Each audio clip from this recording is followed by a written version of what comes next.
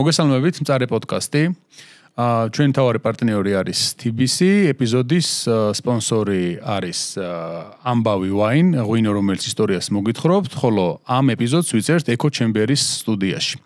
ჩემი დღევანდელი სტუმარი არის ალექსანდრე მიქაბერიძე, ლუიზიანის სახელმწიფო უნივერსიტეტის პროფესორი, ჩემი კოლეგა, მეგობარი, მასწავლებელი და თანაავტორი, რაც დავარია, ძალიან ბევრ ნაშრომზე და მათ შორის ქართულ ენაზე გამოცემულ ძალიან საინტერესო წიგნებზე, რომელიც ქართული პუბლიკისთვის მე ვფიქრობ, რომ საინტერესო იყო თავის დროზე, როცა გამოიცადა, იმედი მაქვს, რომ დაიმკვიდრებს ადგილს ქართულ ისტორიულ ლიტერატურაში. ძალიან მიხარია სტუდიაში რომ მეწვია, აქამდე გვაქვს ჩაწერილი ეპიზოდები, გვაქვს ჩაწერილი პოდკასტი გქონდა ჩვენ, ვისაც არ გაქვთ მოსმენილი და გაინტერესებთ ნაპოლეონის თემატიკა, გირჩევთ არის პოდკასტი საუბრები ნაპოლეონზე, რომელიც არის მხოლოდ აუდიო ფორმატში, Podbean პლატფორმაზე არის, თუმცა შეგიძლიათ Spotify-ზეც მოусმინოთ ჩვეულებრივად, თუნდაც ბრაუზერით უბრალოდ რა. ეს არის 90-ზე მეტი ეპიზოდია ჩაწერილი, ნაპოლეონის დაბადებიდან და მისი წინაპრებიდან დაწყებული, მისი სიკვდილით დამთავრებული ყველაფერია თითქმის განხილული.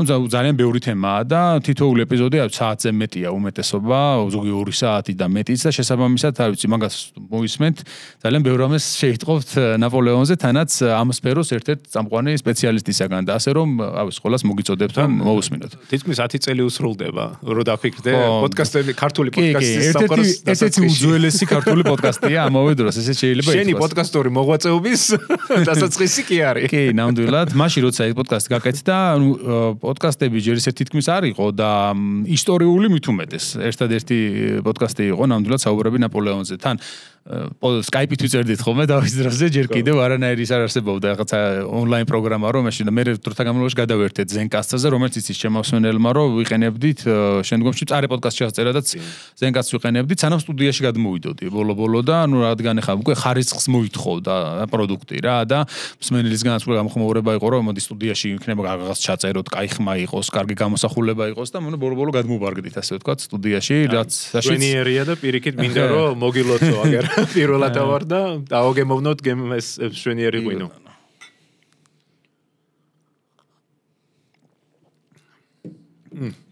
და ამავე დროს უნდა ვთქვა, რომ ძალიან მადლიერი ვარ, რომ ეს გადაწყვეტილება მიმაღებინა ჩემმა მსმენელმა, იმიტომ რომ მე თუნდაც მიხარია, რომ ხარისხმა მოიმატარა პოდკასტის აშკარად რა და ვიდეოს მაინც თავისებური აქვს. ახლა მიუხედავად იმისა, რომ მე თავიდან როცა გავაკეთე მწარე პოდკასტი, საერთოდ არ ვიყავი მომხრე, რომ ვიდეო ეპიზოდები ყოფილიყო საუბრები ნაპოლეონზე მსგავსად, მარტო აუდიო, მაგრამ რადგან საქართველოში საერთოდ უმეტესობა უსმენს ვიდეო ეპიზოდებს, საერთოდ უფრო პოპულარული არის, შესაბამისად მე ასე მოხდა და თანაც ხმის ხარისხი, რაც თავარია, რაც ძალიან მოხარულია.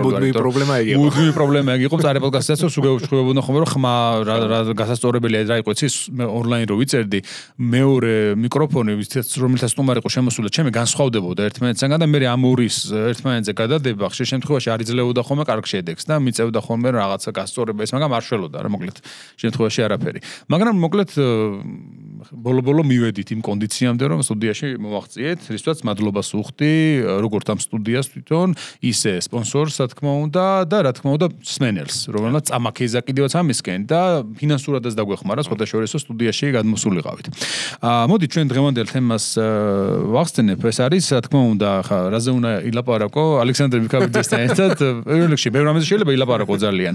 განსაკუთრებით ახალ და უახლეს ისტორიაზე ევროპისა და ამერიკისა, მაგრამ კონკრეტულად მაინც ნაპოლეონს უნდა დაუბრუნდეთ.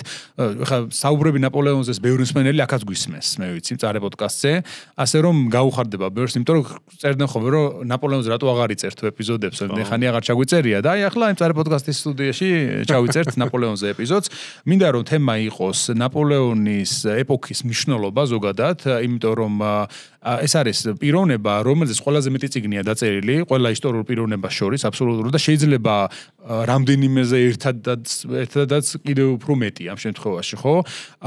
თვითონ ეპოქა ძალიან პოპულარული არის, ყველა მიცის მის შესახებ, დიდი არმია, რუსეთში ლაშქრობა, აუსტერლიცის ბრძოლა და შემდეგ ფაქტობრივად ყველასთვის ცნობილია ეს, ეს ყველაფერი, ხო, ნაპოლეონის კოდექსი და ასე შემდეგ და აი რატომ არის ასეთი პოპულარული, ასეთი ცნობილი, ასეთი მნიშვნელოვანი, იმიტომ რომ ამაზე დავა დღემდე გრძელდება ხოლმე, რომ აი რამდენი არის კი ეს მართლა ასეთი გადამწყვეტი და საკვანძო, იმიტომ რომ არის კრიტიკოსები ძალიან ბევრია, ხო, ნაპოლეონისა და მისი მოღვაწეობის ამ შემთხვევაში და არიან ბევრი, ვინც პირიქით პანეგერიკებს წერენ. აი ჩვენ ყოველთვის ვცდილობდით ხოლმე მწარე პოდკასტის და საუბრები ნაპოლეონზე, აი შუალედი ყოველთვის დაგვეჭირა, იმიტომ რომ ნაპოლეონის ეპოქა არა მარტო პიროვნებაზე კი არ არის დამოკიდებული, ნაპოლეონი კი ძალიან საინტერესო ფიგურაა, მაგრამ თვითონ ეპოქაა ძალიან საინტერესო.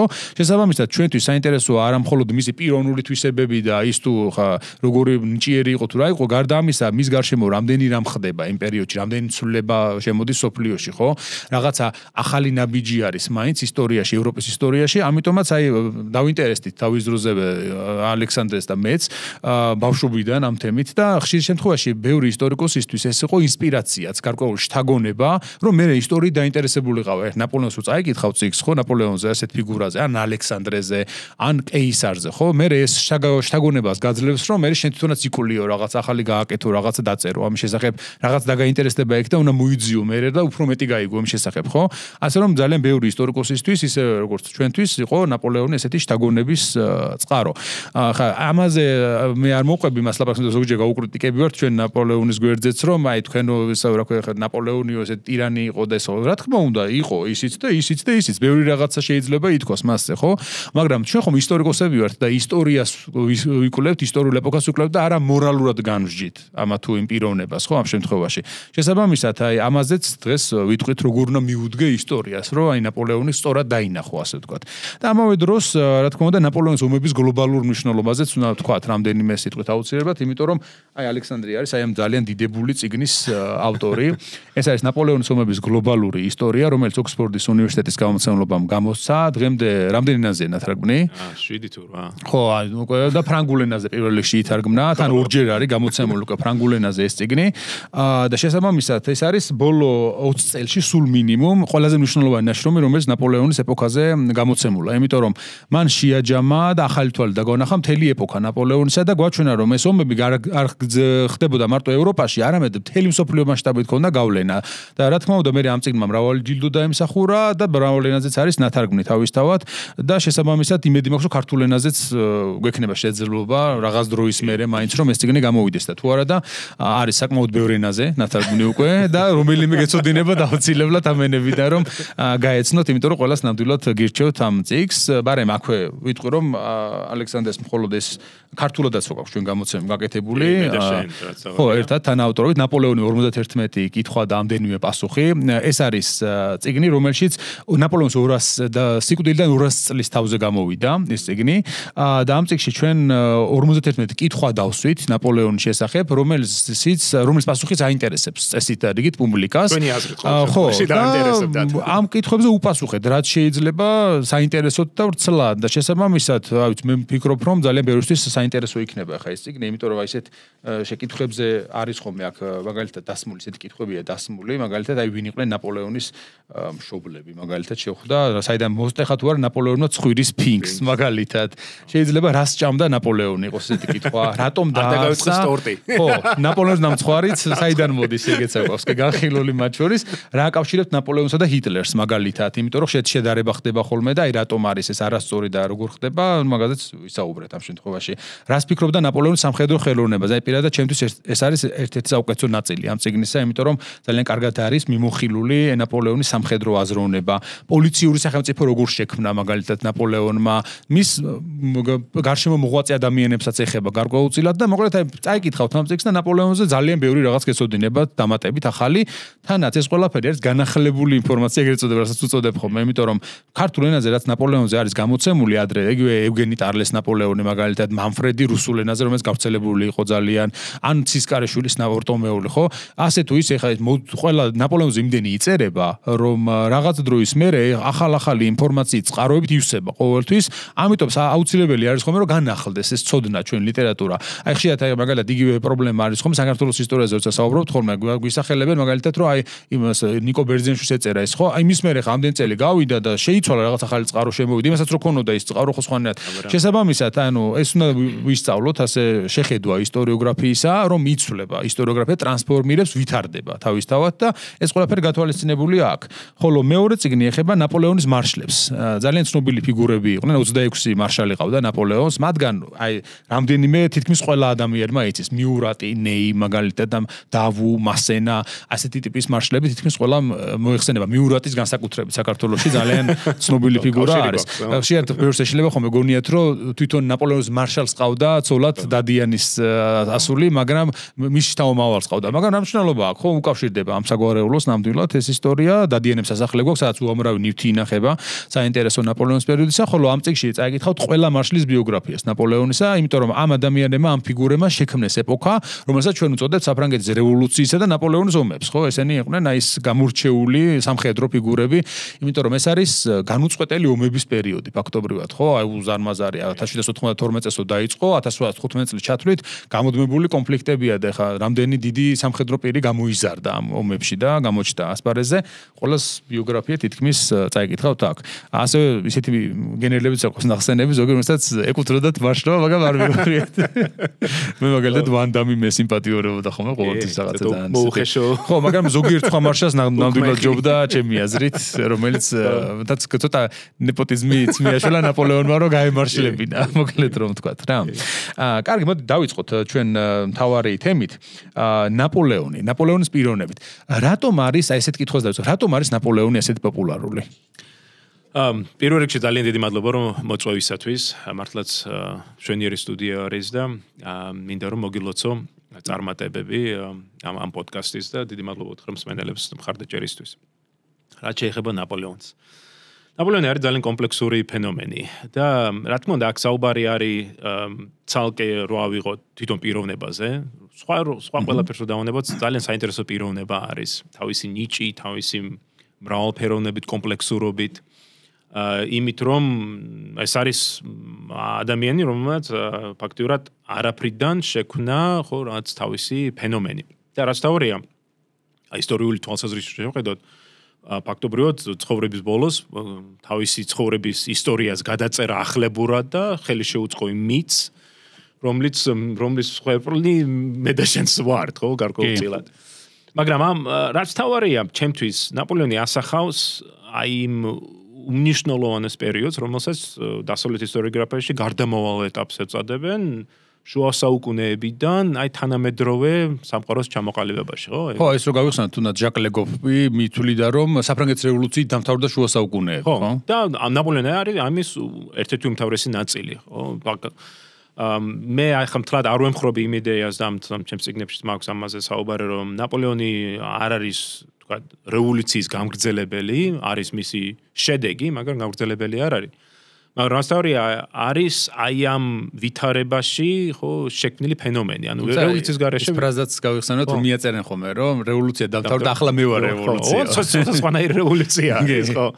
ჩემთვის ნაპოლეონი არის უმთავრესად მე-18 საუკუნის განმანათლებლობის ხო დესპოტიზმის ნათელი ნიმუში სხვა შორის ჩემს კვლევებშიც ხას უსვა იმას, რომ ჩემი აზრით არის უკანასკნელი დესპოტი მე-18 საუკუნეების და მისი რეფორმები გარკვეულწილად ატარებს აი ამ განმანათლებლობის პერიოდის სულისკვეთებას და ნაკლებად რევოლუციურ, მაგრამ რაც თავარი არის ის ცხოვრობს და მოღვაწეობს ამ რევოლუციის პერიოდში, ამ კონტექსტში და ამიტომ არის რომ ის რასაც ჩვენ მივაწერთ გარკვეულწილად ნაპოლეონს არის სწორედ რევოლუციის შედეგი. და ამიტომ იმის გათვალისწინებით რომ რევოლუცია არის გარდამტეხი მომენტი ისტორიაში, თანამედროვე ისტორიაში, ნაპოლეონიც ამიტომ არის ჩემთვის მნიშვნელოვანი. მაგრამ იცი ნაპოლეონზე როცა ვსაუბრობთ, მე ყოველთვის ჩემს სტუდენტებს ვეუბნები, რომ ძველ ბერძნულ მითოლოგიაში სირენები რო არის, ხო იცი, რომ გიზიდავს თავისი და მე დაგუბავს. აი დაახლოებით ეგეთი არის ნაპოლეონი. იმიტომ რომ თავიდან ჩვენ ვეცნობით ნაპოლეონს როგორც მითს, ვეცნობით როგორც აი ეს ზე ადამიანს, ხო, და გარკვეულწილად ნიჩეს შემდგომში უკვე ზე ადამიანი, აი სწორედ ნაპოლეონის ხო არის ინსპირირებული. ჩვენ ვეცნობით ადამიანი, რომელიც დაიბადა გარკვეულწილად სიღარიბეში, პატარა პროვინციაში, ახლა დაპყრობილ ხო რეგიონში და თავისი ნიჭით სწავლობით ახერხებს იმპერიის შექმნა, რომელიც ევროპაში ერთ-ერთი უდიდესი იყო მთელი ევროპის ისტორიის განმავლობაში. ამას აქვს თავისი რაღაც ელფერი, მით უმეტეს აი ეს ტრაგიკული თითქოს და ელფერი, როდესაც იწყებ ერთი კუნძულიდან ასრულებ ცხოვრებას სულ სხვა კუნძულზე, გადასახლებაში მარტო, ხო, ოჯახ მიტოვებული, ფაქტორად მეგობრები მიტოვებული. ვერ ვიტყვი რომ ყველასგან დავიწყებული, მაგრამ მე ერთ მომენტში ხო არის ფაქტობრივად დავიწყებული და მე ქმნის ამ მის, რომელიც ახლებური სიძლიერით იპყრობს სოფლიოს. შატობრიანის შურიძია მაგმით. ხო, შატობრიანის თქმის არ იყოს, ხო, რომ ცოცხალი დავამარცხეთ, მაგრამ დარმა დაგვიფყრო. სწორედ ეს არის ეს ფენომენი, რომელიც გვიზიდავს ყველას. მაგრამ სირენიზმს გავსა, როცა მიუახლოვდები ჩვენ ნაპოლეონს, ხედავთ, უნდა დავინახოთ ყოველ შემთხვევაში 1000 პრობლემა, რომელიც ნაპოლეონს როგორც პოლიტიკურ მოღვაწეს, როგორც ინსტიტუციების შემქმნელს დაგვიტოვა ჩვენ მათ შორის, აი ჩვენ ახსენე რომ ჩვენ სიქში საუბრობ პოლიციურ სახელმწიფოს შექმნაზე.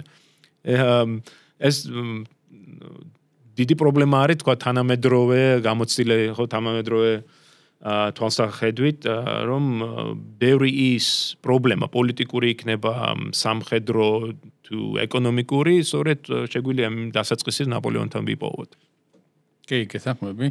მე მაგალითად აი რახან ახსენე შენ დესპოტიზმის იყო რაღაც ბოლო წამოჩინება თითქოს რას შეიძლება შევდავთ განათლებული დიქტატურა რო იძახიან ხო გარკვეულწილად აი ათენელი დიქტატორი პისისტრატე მახსენდება მაგალითად იგივე ნაპოლეონზე რომელიც კი ის იყო ტირანი იყო მაგრამ ძალიან ბევრი სასარგებლო გააკეთა ათენისათვის სინამდვილეში იმ პერიოდში ხო უამრავი რა მაგრამ ბერძენთა თვალში ის მაინც ტირანი იყო იმიტომ რომ აბსოლუტურ ძალაუფლებას ფლობდა ათენში როცა დემოკრატია იყო ხოლმე ზოგადად ათენი ამ შემთხვევაში ხო ოღონდ ისის სტრატეგიისგან განსხვავებით უნდა აღვნიშნო ეს რომ ნაპოლეონის ძალაუფლება არ იყო აბსოლუტური. ეს უნდა ალბათ უნდა ამას გავუსწროთ. ალბათ ეს ეპოქებიც დიდი მას იძლევა. არა, იცი რა, ხანდახან ჩვენ საუბრობთ ან ესეც მითიც არის, რომ ნაპოლეონი იყო აბსოლუტური ხელისუფლების მქონე. ან მეორე მხრივ ხო რესპუბლიკის იმპერატორი იყო. და პირველ შეიძლება პირველ 2 წელიწადს 3 წელიწადში, მაგრამ ზოგადად რო შევხედოთ ნაპოლეონს ქონდა კონსტიტუციური წესრიგება, კონსტიტუციის ხარშე რამოდენიმე კონსტიტუციის ავტორი იყო და რაც თავია არა მარტო საფრანგეთში, ხო არ დაგვაუწყოს რომ ნაპოლეონის კონსტიტუციურ მოღვაწეობა მოიცავს პირველ ესპანურ კონსტიტუციას, პირველ იტალიურ კონსტიტუციებს, რაინის კავშირსაც ასევე რაინის კავშირის გერმანულ კონსტიტუციებს, შვეიცარიულ კონსტიტუციებს, რომ ამერე თქვა ჰოლანდიურზე, ხო? ანუ ნაპოლეონს ჯეროდა რომ აი ამ თქვა რევოლუციური გარდაქმნების რაღაც წესწყობილებაში მოქცევაში რაღაც ფორმატში და ამისთვის ის კონსტიტუციებს იყენებდა. მაგრამ ის ამ კონსტიტუციურ ფორმატში მისი ძალაუფლება იყო თეორიაში, ვთქვათ, შეკვეცილი საკანონმდებლო ორგანოებით, სასამართლო ორგანოებით იყო გადახრები. ამაზე ჩვენ შეგვიძლია ვისაუბროთ, მათ შორის ვთქვათ ენგიენის თავადის ხო დაპატიმრება გადმოყვანა დახვრეტვა ერთ-ერთი ალბათ ნათელი მაგალითი იმის რომ ხო გადამოიყვანეს კიდე საერთაშორისო სკანდალი ჰუსარები რო შევიდნენ და მოკიდეს უცხო სახელმწიფოს ტერიტორიაზე ხელს და არც შეუტყობინებიათ არაფერი გადამოიყვანეს გასამართლეს და უსაფუძვლო დახვრიტეს ნუ მაგ ჩვენ ეს შეიძლება იყოს თქვათ იმაზე საუბარი რომ აი ეს კონსტიტუციური წესრიგების დარღვევა არის და არის კიდევაც და ასეთ შემთხვევები არის რამდენიმე.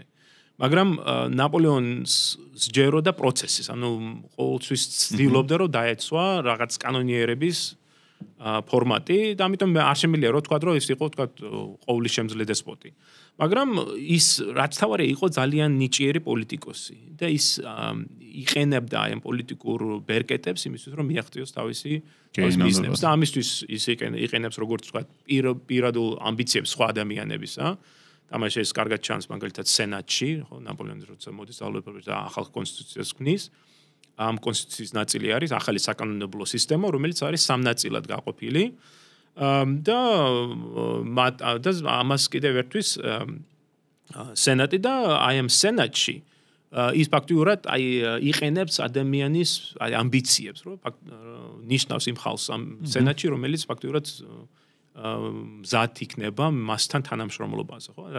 კეისარს მოგაგონებს ამის როცა გალები აიყვანა სენატში და იმისთვის რომ თავისი შეექმნა გარკვეულწილად წრე იქ რაღაც უმრავლესობა რომელიც მას საჭიროების შემთხვევაში იმიტომ რომ მასაც გარკვეულწილად მოუწევდა ხო რესპუბლიკური ბერკეტების გამოყენება და იქ ექნებოდა სრული მხარდაჭერა მათი მხრიდან რა ნაპოლეონსა და კეისარს შორის ძალიან ბევრი პარალელების გავლება შეიძლება მით უმეტეს რომ ნაპოლეონი ისტორიის დიდი მოყვარული იყო და მით უმეტეს კეისრის ცხოვრება კარგად ქონდა შესწავლილი, ცალკე გვაქვს მისი ჩანაწერები კეისარზე. გალიის ომის კომენტარებზე, ხო? ხო, და ამიტომ არ უნდა დაგვაუწყდეს, რომ ბევრი, ვთქვათ, ბევრი რამ რაც მან გააკეთა, არის ინსპირირებული სწორედ ძველი ანტიკური რომის. ის მომენტი თუ გახსოვს, 18 ბრიუმერის გადატრიალების დროს თითქოს მოკვლას რო აპირებდნენ მისი როცა შევიდა იმ კონვენტში და დანიც რო არის ერთ-ერთი გამოსახული თითქოს რაღაცნაირად ინსპირირებული არის კეისრის კვლელობის სიმინას. ვიცი რომ ეს არ მოხდა, მაგრამ თავარია ხო ეს ნახატები შეიქმნა შემდეგ უკვე ნაპოლეონის დაკვეთით და პარტალი ხარ არის პარალელი სწორედ აი კეისრის. და თუნდაც ის რომ ჟაკ ლუი დავიდის ცნობილ კორონაციის სცენაში ერთ-ერთი ფიგურა რომელიც არის ხალხში არის კეისარი. აი ძალიან საინტერესოა არ ბევრს არ მიუქცევა ყურადღება 200-ზე მეტი ფიგურაა სულ ამ სცენაზე, რომელიც რეალური პიროვნებები არიან, თუმცა დავითმა გარკვეული ისინი შეიტანა პროპაგანდისტული ცვლილებები. მაგალითად, დედამისი ჩაამატა ნაპოლეონის დედა, რომელიც არ იმყოფებოდა ღონისძიებაზე. მათ შორის კეისარი ჩანს ხალხში ერთ-ერთი, რომელიც უყურებს თითქოს აი რომის იმპერიის სიმბოლოა, ხო, ამ შემთხვევაში კეისარი იქ და ასევე მე ვფიქრობ, რომ აი ძალიან საინტერესო ეპიზოდი არის და წელს რამდენიმე დღის წინ ჩამოვედი პარიზიდან, სადაც ტარდებოდა ნაპოლეონის საერთაშორისო ორგანიზაციის ანუ International Napoleonic Society-ს კონგრესი და იქ იყო ერთ-ერთი მოხსენება სხვათა შორის აი ამ ნახატის შესახებ, რომ როგორ გამოიყენეს პროპაგანდისტულად ეს ნახატი ამ შემთხვევაში ნაპოლეონის დროს და ერთ-ერთი ეპიზოდი იყო რომის პაპის მდგომარეობაც როგორ ძალიან პასიურად რო ჩანს ამ ნახატზე, იმიტომ რომ თავარი ფიგურა ყველაფერი გამოკვეთილი ყოფილიყო ნაპოლეონი ამ შემთხვევაში იქ, რომელსაც პროფილში არის და ავგუსტუსის იმას გავს ზუსტად გამოსახულებას მონეტაზე, ხო, ამ შემთხვევაში თავზე რომაული იმითი ეს დაფნის გვირგვინით და ასე შემდეგ და კიდევ აქ ერთი ეპიზოდი იყო რომ აი ჟოზეფინას რო ადგავს გვირგვინს თავზე და არა თვითონ ის სცენა რომელიც ნაპოლეონს თვითონ რო იდგავს გვირგვინს ხო ძალიან ხშირად ასეა ხოლმე ფილმებში აი ამაზე აქცენტი კეთდებოდა რიდლი სკოტის ავად სახსენებელ ნაპოლეონშიც კარი ეს სცენა რო თვითონ რო იდგავდა და რო გამოსტაცებს სინამდვილეში ეს ყველაფერი დაგეგმილი იყო ისედაც ყველა მიცოდა რომ თვითონ დაედგა ეს გვირგვინი და ერთ ეპიზოდს მივაქცია ყურადღება სადაც ნაჩვენები იყო ჟაკ ლუი დავიდის ჩანახატი რომელზეც რომის პაპი რომელიც ის იქ ეკლესიაში ხო თავზე ადგას პაპის იარა და ნახატზე არა აქვს ეს კუდი და მე ეს კითხვა დავსვი მაშინვე რომ ქონდა თუ არა მართლა პაპს თავზე კუდი იმიტომ რომ მე ფიქრობ რომ შეიძლება ქონდა მაგრამ დავითმა მოხსნა იმიტომ რომ აქცენტი ყოფილიყო ერთადერთ გვირგვინზე გადატანილი რომელიც იყო ნაპოლეონის გვირგვინი ამ შემთხვევაში ხო ამიტომაც ეს რასაც ხედავთ ხომ იმ პერიოდის ნახატებში უნდა გავითვალისწინოთ რომ ეს იმ პერიოდის პროპაგანდაც არის გარკვეულწილად ხო ასახული იგივე ნაპოლეონის პორტრეტებზეც არის ეს პრობლემა იმიტომ რომ ნაპოლეონი არ ჯდებოდა ხოლმე პოზირებისთვის რომ ხატვარს კარგად დაენახა როგორი იყო და დაეხატა და ამის გამო ძალიან დიდი განსხვავებაა ხომ ზოგჯერ მის პორტრეტებს შორის აი სხვადასხვანაირად გამოიყურება თითქოს ნახატებზე ხო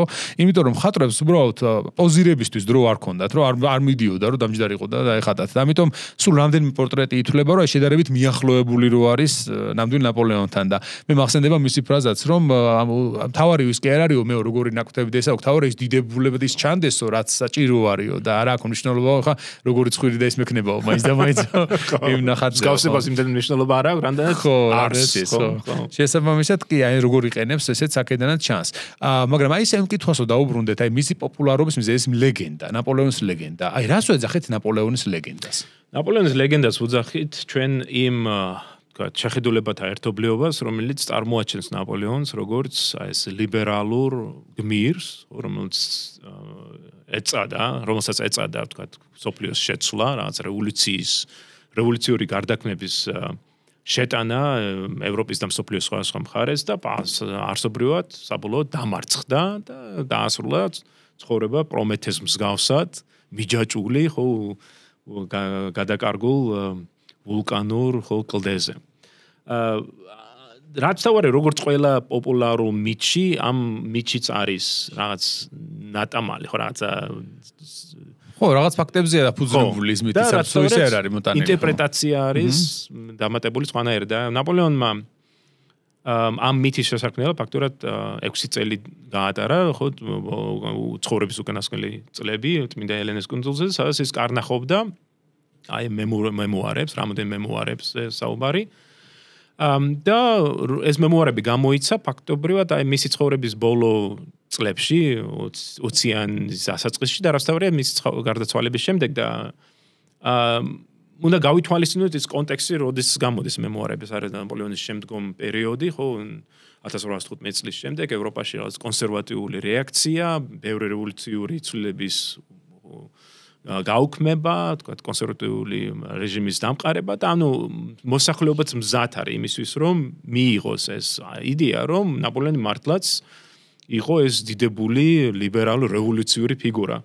იმასთან შედარებით, რაც იმ მომენტში გადაალსდნენ, ანუ შარლ მეათის დროს განსაკუთრებით, ხო? ხო, მით უმეტეს, 25 წლის შემდეგ, ხო, ეს განსაკუთრებით წავდება ეს. და სწორედ ნაპოლეონის მითის შექმნა არის ძალიან საინტერესო იმის და იმ თვალსაზრისით, რომ არის ძალიან კარგი ნიმუში, როგორ იქნება ისტორიული მეხსიერება საზოგადოებაში. ანუ ერთის მხრივ ჩვენ გვაქვს ვთქვათ, ხალხი, რომელიც 1810-იან წლებში ნაპოლეონზე ძალიან კრიტიკულად იყვნენ გამსჭოლილი და სულ იმაზე აიძახუნენ, აი ეს მუდმივი ომები, ხალხი იღუპება, ხო, ჩვენ ხო ვიცით, რომ მილიონზე მეტი ფრანგი, მხოლოდ ფრანგზე ვამბობ, დაიღუპა ამ პერიოდში რევოლუციურით მივათვალოთ და ფაქტიურად აი 1790-იან წლების დასაწყისში დაბადებული ეს თაობა მთლიანად დაიღუპება ნაპოლეონის ომებში მხოლოდ.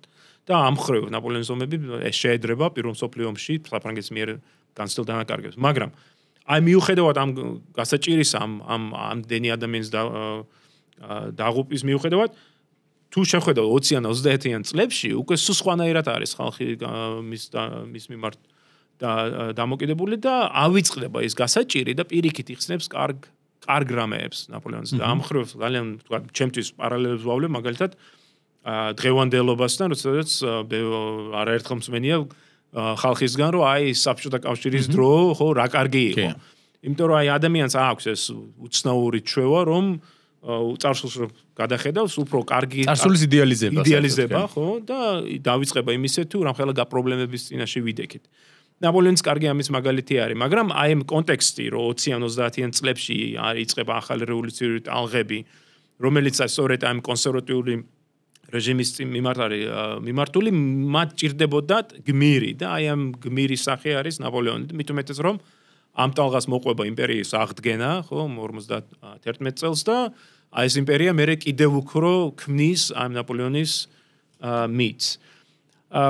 ეხლა იმას რომ დავამხვილოთ, ჩვენ ხო ვიცით მეორე იმპერია დაიმსხვრევა, რესპუბლიკაც შეიქმნება და რაც თავარია მე-20 საუკუნეში გვაქვს ეს ფენომენი, რომ ახალი თაობა უკვე ამ ნაპოლეონის მითთან მიდის, არა ვთქვათ ამ ისტორიული მეხსიერებით, იმიტომ რომ ეს თაობა ხო არ არის დაკავშირებული უშუალოდ ამ მოვლენებთან, არამედ მიდის სწორედ იდეალიზებულ, არაკრიტიკული ისტორიის გამო და აი ამ მხრივ უკვე მე-20 საუკუნეში ნაპოლეონის მითი კარგი მაგალითი იმისა, თუ რამდენად საჭირო არის ისტორიის კრიტიკულად გააზრება.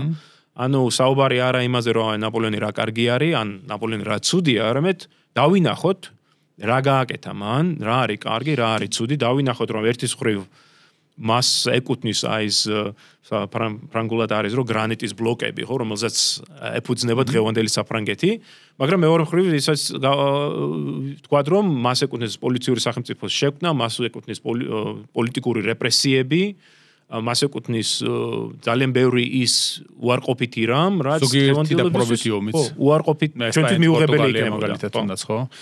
იმიტომ რომ ხშირად აი ნაპოლეონის მოღვაწეობის განხილვისას არის ხოლმე კითხვა ასეთი, იყო თუ არა ნაპოლეონი დამპყრობელი.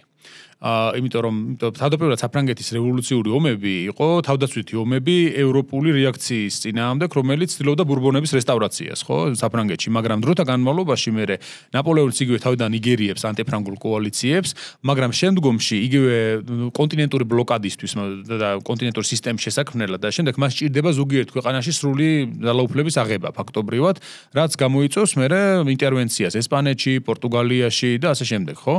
შესაბამისად, აი ამან გარკვეულ გარკვეულწილად მე მისი სურათი, რაც მანამდე არსებობდა გარკვეულწილად თითქოს გამათავისუფლებელი, თითქოს რაღაცა საფრანგეთის დამოუკიდებლობის თავისუფლების მებრძოლი, ცოტა დამყრობლის იარლიყით შეფუთა ასე ვთქვათ რა და მის საშუალება აი ანტიფრანგულ პროპაგანდას ამ შემთხვევაში რომ აი ამაზე ამ კუთხით ესაუბრათ უკვე რომ ნაპოლეონი არის დამყრობელი, არის ტირანი და ასე შემდეგ. თანაც უნდა გავითვალისწინოთ ისიც რომ დროთა განმავლობაში საერთოდ ადამიანთა ძალაუფლებაში არის რაღაც პერიოდის მანძზე იცვლება ძალიან დროთა განმავლობაში და ნაპოლეონზეც მას განიცადა ეს ტრანსფორმაცია ხო დროთა განმავლობაში უფრო და უფრო ჩაეფლო ასე ვთქვათ ამ თავისი სრულ ძალაუფლებით თითქმის სრულ ძალაუფლებით ის არ იყო ჩვენ თქვით რომ არ იყო თლად პიროვნული ტირანი მაგრამ ნუ მაინც მეტნაკლებად ის ამხელა იმპერიის ის იყო ხო მყრობელი იყო დინასტიური ქორწინება ჰაბსბურგებთან ჰქონდა აგრძელებდა დინასტიას იმ რომის მეფე ანუ მისი ვაჟი დაბადებული უკვე და აი ამ პერიოდში აშკარად არის ძალაუფლების ზენიტში და ამავე დროს არის გარკვეულწილად ცოტა შეცვლილი იმ ძალაუფლებისაგან თვითონაც ხო და ჩვენ ვამბობთ ხომ რაღაც პერიოდში გაზარმაცებული იყო ცოტა ნაპოლეონი სამხედრო თვალსაზრისით აი იგივე ესპანეთში რო არ ჩადიოდა თვითონ და მარშლებს რო გზავნიდა ან თუნდაც სხვა ფრონტებზეც აი ჩანს რომ თითქოს ისეთი აღარ არის როგორც მაგალითად 1796-97 წლების იტალიის კამპანიის ნაპოლეონი აი მოშიებული რო იყო წარმატებას ამ შემთხვევაში და დაწინაურებას ხო ასე რომ ადამიანის ცხოვრებას აი ძალიან კარგი მაგალითია მე ვფიქრობ ნაპოლეონის ცხოვრება აი როგორ იწყება თავიდან წარმატებას როგორ აღწევს ის და როგორ იცვლება დროთა განმავლობაში და მე ბოლო წლებში 1813-14 წლებში თქოს აი ის ახალგაზრდული ის უბრუნდება თუმცა ძალიან გვიანი არის რა როცა 1814 წლის კამპანიაში საფრანგეთში საოცრებებს ჩაატარებს ხო მაგრამ უბრალოდ უკვე თემის ოპლიუმის წინააღმდეგ იბრძვის და აი იქნება გამოსავალი აღარ არსებობს ფაქტობრივად ხო შესაბამისად აი ძალიან მე ვფიქრობ რომ ეს ამან გამოიწვია ისიც რომ ეს ფიგურა ასეთი პოპულარული არის მის ცხოვრებაში აბსოლუტურად ყველაფერს ნახავ აბსოლუტურად ყველანაირ იმას აი ადამიანური მომენტები ძალიან ბევრი არის იქ ტრაგედია ძალიან ბევრი არის ხო ანუ დრამა არა ძალიან საინტერესო დრამა არის რომელზეც ჩვენ ვამბობთ ხოლმე რომ ჯერაც აი რაღაც ისეთი კარგი ფილმიო რო ვთქვათ ჯერ კიდევ ვერ გადაღებულა რა ამ პერიოდზე იმიტომ რომ იმდენად ვრცელია იმდენად დატვირთულია რომ მხოლოდ შეიძლება ერთი პატარა ეპიზოდი აერჩიოს ადამიანმა იქიდან და საიდანაც შეიძლება რაღაცა საინტერესო გამოიყვანოს ამ შემთხვევაში ამიტომაც ძალიან რთულია ხშირად ამბობენ ხოლმე რომ რატომ არ არის ფილმი გადაღებული ნაპოლეონზე რაღაცა კარგი ფილმი ხო ეხლა რიდლი სკოტის ფილმს არ ვთვლი იმიტომ არ არის გარკვეულწილად ამას ვფიქრობ რომ ძალიან ძნელია ჩაატიო როგორღაც ეს ამხელა თავგადასავალი ერთ მაშინ ნაწარმოებში ხო გარდა იმისა რომ ეს ლეგენდა შექმნა ნაპოლეონმა და რომელთაც თავის თავს ესეთ პიარი გააკეთა ასე ვთქვათ სამომავლოდ ხო მის კარიერას ეს რომ გადავავლოთ თვალი და მის მოღვაწეობას ეს ისაც გვაძლევს საშუალებას რომ ვთქვათ რომ ერთ-ერთი ყველაზე საინტერესო ფიგურაა ვინც კი უდესმე ყოფილა ისტორიაში თანაც ხა მე რითი განვასხვავებ ხოლმე კიდევ სხვა სამხედრო პირებისაგან მაგალითად ეს არის პოლიტიკოსიც არის დიპლომატიც არის სამხედრო პირიც ადმინისტრატორიც კანონშემოქმედი ანუ ძალიან მრავალმხრივი ფიგურა არის და ასეთი ისტორიაში არის ძალიან ცალკეული შემთხვევები ძალიან ასეთები ვიცით ჩვენ ალექსანდრე ვიცით იულიუს კეისარი მაგალითად აი ვინ შეიძლება კიდე შევადაროთ ნაპოლეონს ასეთი თვალსაზრისით ხო ასეთი მასშტაბისა რომ იყოს ხო ასე რომ მე ვფიქრობ რომ ეს ყველაფერი კრავს მის გარშემო ძალიან საინტერესო იმას აქვია წრეს რომელიც მე ადამიანს იზიდავს რა თქმა უნდა და შენი არ იყოს სირენებს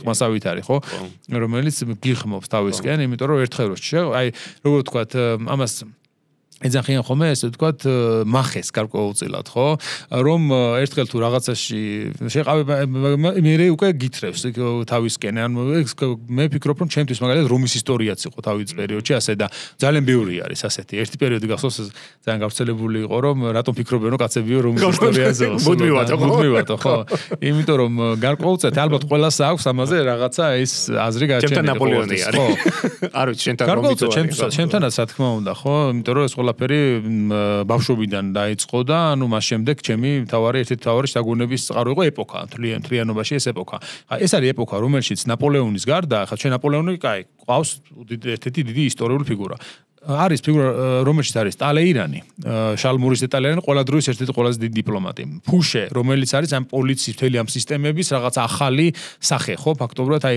როგორ ვთქვათ პოლიციის მინისტრის სახე არის როგორ შეიძლება იყოს შინაგან საქმეთა მინისტრი გარკვეულწილად ხო ძალიან საინტერესო ფიგურა მრავალმხრივად ამ შემთხვევაში არიან მარშლები ნაპოლეონის მარშლები უამრავი რომლებიც ძალიან დიდი გენერლები არიან თავის დროს მასენა დავუ იქნება ეს ნეი მიურატი თუ მონსეი თუ მაკდონალდი სენსირი თუ ასე შემდეგ ისინი ყველანი ძალიან ძალიან საინტერესო ფიგურები არის.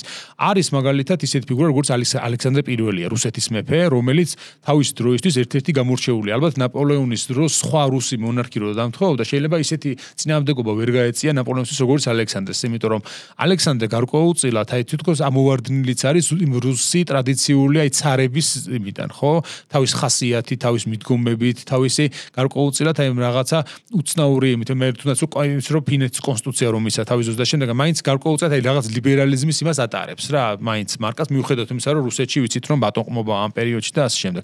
მაგრამ ძალიან საინტერესო ფიგურაა, რომელსაც თვითონ ნაპოლეონი ბიზანტიელს უწოდებდა და ჩრდილოეთის ტალმას, რომელიც მსახიობს ადარებდა ხოლმე და ასე შემდეგ. კომპლექსურობის გამო. ხო, თუნდაც ავიღოთ ველინგტონი ნაპოლეონის პერიოდისა, მე ვფიქრობ რომ ველინგტონი ხშირ შემთხვევაში მე მაგალითად აი კონგრესზეც იყო საუბარი ამაზე, რომ ერთ-ერთმა მონაწილემ კონგრესზე გამოთქვა, რომ ველინგტონი იყო საშუალო დონის გენერალი, რაზეც ჩვენ ძალიან მკაცრად აუხსენით, რომ ეს ასე არ ხდება. ველინგტონი არის ერთ-ერთი გამორჩეული ფიგურა მე-19 საუკუნისა, ნუ ძალიან მაგარი კონსერვატორი, პირველ რიგში ვთქვათ, აი ყველაზე ტრადიციული ბრიტანელი იმპერიალისტი შეიძლება იყოს, რომ სამხედრო კარიერის მერე პოლიტიკური კარიერა პრემიერ-მინისტრი იყო ინგლისისა. ადამიანი, რომელსაც ეს ინდოეთში აქვს მიღებული საბრძოლო ნათლობა, რომელიც ესპანეთის ამხელა ეს ეგრეთ წოდებული ნახევარკუნძულის ომი აქვს მოგებული, თანაც შესანიშნავად, ხო, აი ბრწყინვალე თავდაცვითი ის ქონდა, სტრატეგია ქონდა და შემდეგ. ლოგისტიკაში ერთ-ერთი საუკეთესო ალბათ მინსკი ყოფილა, ზოგადად და ჯარისკაცებისადმი მოფრთხილებაში ყოველთვის ნაკლები მსხვერპლით გამოდიოდა ხოლმე, რაც იშვიათი არის ამ პერიოდის ომებში.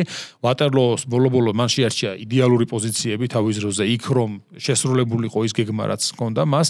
მოკლედ რომ ვთქვათ, ძალიან დიდი ფიგურების პერიოდი არის. იგივე მაგალითად რა ვიღოთ, რა ვიცი, ავსტრიის მეტერნიხი, ხო? მეტერნიხი ყველა დროის ერთ-ერთი უდიდეს დიპლომატია ტალეინთან ერთად ისიც და ვენის კონგრესის ერთ-ერთი შემოქმედი არქიტექტორი, ევროპის ახალი ძალთა ბალანსისა, ხო? მით უმეტეს რომ ავსტრია იმ პერიოდში, რომელიც მრავალჯერ იყო დამარცხებული ნაპოლეონის ომებში, დაკარგული ჰქონდა გარკვეულწილად ის პრესტიჟი და სახე და ამ კაცმა აღადგინა ამ ვენის კონგრესით ავსტრია იმ პერიოდის ევროპის რუკაზე უწინდელი პრესტიჟით, ფაქტობრივად, ხო? ასე რომ აი ნაპოლეონის გარდა ჩვენ იმდენად ბევრი საინტერესო ფიგურა გვაქვს ამ პერიოდში, რომ შეიძლება საერთოდაც არ იკვლევდე უშუალოდ ნაპოლეონს, მაგრამ აი ამ პერიოდში, როცა შენ ნებისმიერ ადამიანის ცხოვრებას ეხები, ნებისმიერს მოღვაწეობას, ძალაუნებურად შენ დაკავშირებული ხარ ნაპოლეონთანაც ამით, იმიტომ რომ ის ზემოქმედებს ამ ყველაფერზე და ისინი იბრძვიან თუ არიან მისი მომხრეები ნაპოლეონის გარშემო ტრიალებს, მოკლედ რომ ვთქვათ, ეს ამბები ყველაფერი, ხო? და აი მე ახლა ამერიკაში ვცხოვრობ და ამერიკელი არავინ არ ახსენებდა ჯეფერსონი და ჰამილტონი შეგვიძლია ვახსენოთ. ერთი-ორი კაცი მაინც მედისონი შეგვიძლია ვახსენოთ, იგივე 1812 წლის ომი ამერიკასა და ბრიტანეთს შორის, ხო, რომელზესაც თეთრი სახელი დაწვეს ბრიტანელებმა საერთოდაც და რომ არაფერ თქვა ამერიკის აღზევება აი რატომ არ ვახსენე, მაგასაც აქვს მიზეზი. იმიტომ რომ მე მინდოდა რომ აი ეს თემა ახლა შემოვიტანო, ეს არის ნაპოლეონის ომების გლობალური ისტორია. აი რა მასშტაბების იყო რეალურად ნაპოლეონის ომები. ხა ჩვენ ვიცით რომ ძირითადად არის ევროპული თეატრი. მთავარი ჩვენთვის ცნობილი, ხო? ავიცით აუსტერლიცის ბრძოლა, ვაგრამის ბრძოლა, იგივე ბოროდინო, რუსეთში ლაშქრობა, ესპანეთის დაპყრობა და შემდეგ, მაგრამ აი იმის გარეთ რა იმპაქტი, რა გავლენა შეიძლება ქონოდა ნაპოლეონის ომებს იმ დროინდელ მსოფლიოზე? სად შეიძლება ასახულიყო და რით შეიძლება იყოს დაკავშირებული ისინი? ფაქტობრივად ნაპოლეონის ომებზე საუბრისას ჩვენ საქმე გვაქვს. ახლა შეიძლება პირველი მსოფლიო ომი არ იყოს, იმიტომ რომ მე-18 საუკუნეში რამოდენიმე კონფლიქტია, რომელიც ზეც შეგვიძლია რომ გლობალურ მასშტაბებზე ვისაუბროთ, მაგრამ 7 წლიანი ომის თუ ესპანეთის მემკვიდრეობის ომისგან განსხვავებით, ნაპოლეონის ომები ბევრად უფრო დიდი მასშტაბის იყო, ბევრად უფრო დიდ მობილიზაციას მოითხოვდა რესურსების, როგორც ადამიანურ, ისე ეკონომიკურ და თავისი ზომით და მასშტაბით ფაქტობრივად ყველაზე დიდი კონფლიქტი არის პირველ მსოფლიო ომამდე. ფაქტობრივად შეგვიძლია ავირჩიოთ მსოფლიოს ნებისმიერი კუთხე, დაწყებული ჩრდილო ამერიკიდან, სამხრეთ ამერიკა, აფრიკის ნაწილი იქნება ეს აზია და ჩვენ დავინახოთ, რომ ნაპოლეონის ომს ჰქონდა ზეგავლენა. და სწორედ როცა ამერიკაში წავედი აკადემიურ მოღვაწეობისთვის, ეს ჩემთვის ეს იყო გასაკვირი, რომ ალბათ როგორც ყველა, თქვათ, ქართველს, ჩვენ ვეძებთ ჩვენს ადგილს ამ, თქვათ, ისტორიულ თხრობაში და ჩემდა გასაკვირად, ფაქტობრივად, საქართველოზე რომ ვთქვათ, კავკასიაც არ ჩანდა, აი ამ ნაპოლეონის ომების კონტექსტში, არა და ჩვენ ხო ვიცით ახლა რომ ნაპოლეონის პერიოდი 1800 ზოგადად რო ვთქვა 1801-დან 1815 წლამდე არის ერთ-ერთი უმთავრესი მომენტი ჩვენს ისტორიაში, ვინაიდან რუსეთის იმპერიის შემოსვლა უკავშირდება ზუსტად ამ ეტაპს და ჩემთვის ყოველთვის გაუგებარი იყო რატო არ იყო ეს აი ამ ნაპოლეონის სურათის ნაწილი და ამ წიგნის დაწერაც გარკვეულწილად ამან მიბიძგა. რომ ვთქვა რომ ცოტა მოშორდეთ ჩვენ ხო ამ ნაპოლეონის ტრადიციულ თხრობას. ახლა ტრადიციული თხრობა რა არის? არის ჩვენ რაც ჩამოთვალე აი ეს ბრძოლები ხო არის ნაპოლეონის კამპანიები ავსტრიის, პრუსიის, ესპანეთის წინააღმდეგ, იტალიაში ლაშქრობები, რუსეთში ლაშქრობა და კონტინენტური ბლოკადა და ასე შემდეგ. მაგრამ არ დაგვაიწყდეს რომ თვითონ უშუალოდ ევროპის ფარგლებშიც კი ნაპოლეონის ომები არ შემოიფარგლება ამ კამპანიებით. ამას უნდა დავურთოთ ჩვენ სკანდინავიაში მიმდინარე მოვლენები ამ პერიოდში ხდება თქვა რუსეთსა და შვედეთს შორის დაპირისპირება და ეს არის აბსოლუტურად ნაპოლეონის რომელსაც ფინეთი რუსეთმა დაიპყრო და არა მარტო ეგ ამას ეკავშირდება შემდეგ გადანაწილება სკანდინავიური რომლის შედეგად რუსეთი კი ფინეთს მიიღებს მაგრამ შვედეთის კომპენსაცია ხდება ნორვეგიის მეშვეობით ამას ემატება ასევე მოვლენები სამხრეთ აღმოსავლეთ ევროპაში თქვა რუსეთის იმპერიის ომები ოსმალეთის წინააღმდეგ, საფრანგეთის, ავსტრიის, ბრიტანეთის ჩართულობა ოსმალეთის საქმეებში, ამას ემატება ორი ცდელობა ბრიტანელების მიერ, თქვა შესულიყვნენ ოსმალეთის იმპერიაში. ამას კიდევ ამძაფრებს ის კავშირი, რომელიც ჩანს ნაპოლეონის ომებს შორის ახლო აღმოსავლეთში, ხო, ნაპოლეონის ლაშქრობა ეგვიპტეში, თქვა ქართველი მამლუქების დამარცხება და იქ პოლიტიკური ვაკუუმს შექმნას რომ თავანავანება მუჰამედალის მოსვლა მერე ხო? და არამხელა ზეგავლენა აქვს ამას, იმიტომ რომ მე-19 საუკუნის ხო, ახლო აღმოსავლეთის ამ კონგრესზე ჩემ მოხსენებაში იყო ერთ-ერთი ცენტრალური თემა ზუსტად, რომ აი რა გავლენა მოახდინა ნაპოლეონის ეგვიპტურმა ექსპედიციამ არა მარტო ეგვიპტისში ქართველი მამლუქების მაშინდელ ძალაუფლებაზე, არამედ ოსმალურ მონათვაჭრობაზეც კი ამ რეგიონში პერიოდში. და ამას ჩვენ ხედავთ თელ საუკუნის განმავლობაში რამხელა ზეგავლენა აქვს, ხო, მარტო ამ რეგიონზე და მით უმეტეს რომ ნაპოლეონის გეგმები არა მარტო მოიცავდა არა მარტო ეგვიპტეს, არამედ წდებოდა ვთქვათ ალჟირს, ლიბიას, სხვა შორის ალჟირში შეჭრა 1830 წელს ეფუძნება 1808 წლის ნაპოლეონის გეგმას, ხო, ანუ ამას ჩვენ ხედავთ. და მენაცუის მახსენდება ქართველი მამლუქი რომ მონაწილეობს მაგ დახურებაში, ხო, შაჰინი, რომელიც სწორედ რომ მრჩევლის დონეზე ხო უბრუნდება. და ეჟენ დელაკრუას ხო არ აყავს და ხატულისადმი. აცალკაც იქნება ხო? და კიდევ უფრო რომ დავშორდეთ თქვა ევროპას, ჩვენ ხედავთ ნაპოლეონის ომების ზეგავლენას სოფლიოზე იმაში რომ სწორედ ამ დროს ხდება ლუიზიანის ტერიტორიის გასხვისება ამერიკაზე, ამ ეს არის გაურმაგება ტერიტორიისა. ამაზე წიგნს წერს. ზუსტად, ეხლა ვამთავრებ 1 აგვისტოს უნდა ჩავაბარო წიგნი, ესე რომ გამწერებული წერ. და არა მარტო ლუიზიანის გასხვისება, შენ ახსენე რომ ზუსტად ამ პერიოდში ხდება ახალი დაპირისპირება ამერიკასა და ბრიტანეთს შორის, რომელსაც ამერიკაში მაგალითად მეორე დამოკიდებულობის წოდებენ და აი ეს ომი ხდება აბსოლუტურად ნაპოლეონის ომების კონტექსტში. ამას კიდევ უფრო ართულებს ის რომ ნაპოლეონის ომების დროს იწყება ესპანეთის იმპერიის დაქსაქსვა, ხო, დასავლეთ ჰემისფეროში. ეს კოლონიების განცალკევება, ეს იქნება მექსიკა, კოლუმბია, ვენესუელა, არგენტინა. არ დაგვაიწყდეს რომ 1806 წელს, 6 წლის მიწურულს და 7 წლის დასაწყისში ბრიტანელებმა ორჯერ სცადეს დღევანდელი არგენტინის დაპყრობა და ორჯერვე დამარცხნენ, ხო, და ამას ძალიან დიდი ბიძგი მისცა სწორედ ადგილობრივ, ხო, იდენტობას, ადგილობრივ მისწრაფებას დამოუკიდებლობისადმი. ბრაზილიის დამოუკიდებლობასაც აქ ჩაეყარა საფუძველი. ხო, იმიტომ რომ 7 წელს ნაპოლეონი იპყრობს პორტუგალიას და პორტუგალიის დინასტია, ბრაგანზები გარბიან, ხო, ბრიტანელები დახმარება ჩადიან რიო-დე-ჟანეიროში და ქმნიან ბრაზილიის იმპერიას, რომელიც პირველი ნაბიჯი არის ფაქტობრივად ბრაზილიის დონ პედრო მერე შექმნა 1822 წელს. იგივე შეიძლება ითქვას თქვა აზიაშიც, ინდოეთში მაგალითად ბრიტანული რაჯის და ბრიტანული იმპერიის დამყარება, როგორც ასეთი, სწორედ ნაპოლეონის ომებში ხდება. ჩვენ ვხედავთ პირველ ნაბიჯებს ნაპოლეონამდე, ხო, 7 წლის ომის დროს მოხდა, თქვა, ბენგალის დაპყრობა ბრიტანელების მიერ, მაგრამ სწორედ ნაპოლეონის ომების დროს ხდება აი ამ ბრიტანული ექსპანსია რომელიც მოიცავს თითქმის მთელს ინდოეთის და ველინგტონის რომელშიც მონაწილეობდა. ასაის ბრძოლა 1803 წელს და ასე შემდეგ. ამას ემატება ისიც რომ ამ პერიოდში ხდება ვთქვათ ინდონეზიაში დაპირისპირება ბრიტანელებსა, ჰოლანდიელებსა და ფრანგებს შორის, რომელიც საბოლოოდ ბრიტანელების გამარჯვებით თავდება. 1806 წელს ბრიტანელები იპყრობენ სამხრეთ აფრიკას და იქ რჩებიან კოლონიას. იქნიან თავის კოლონიას.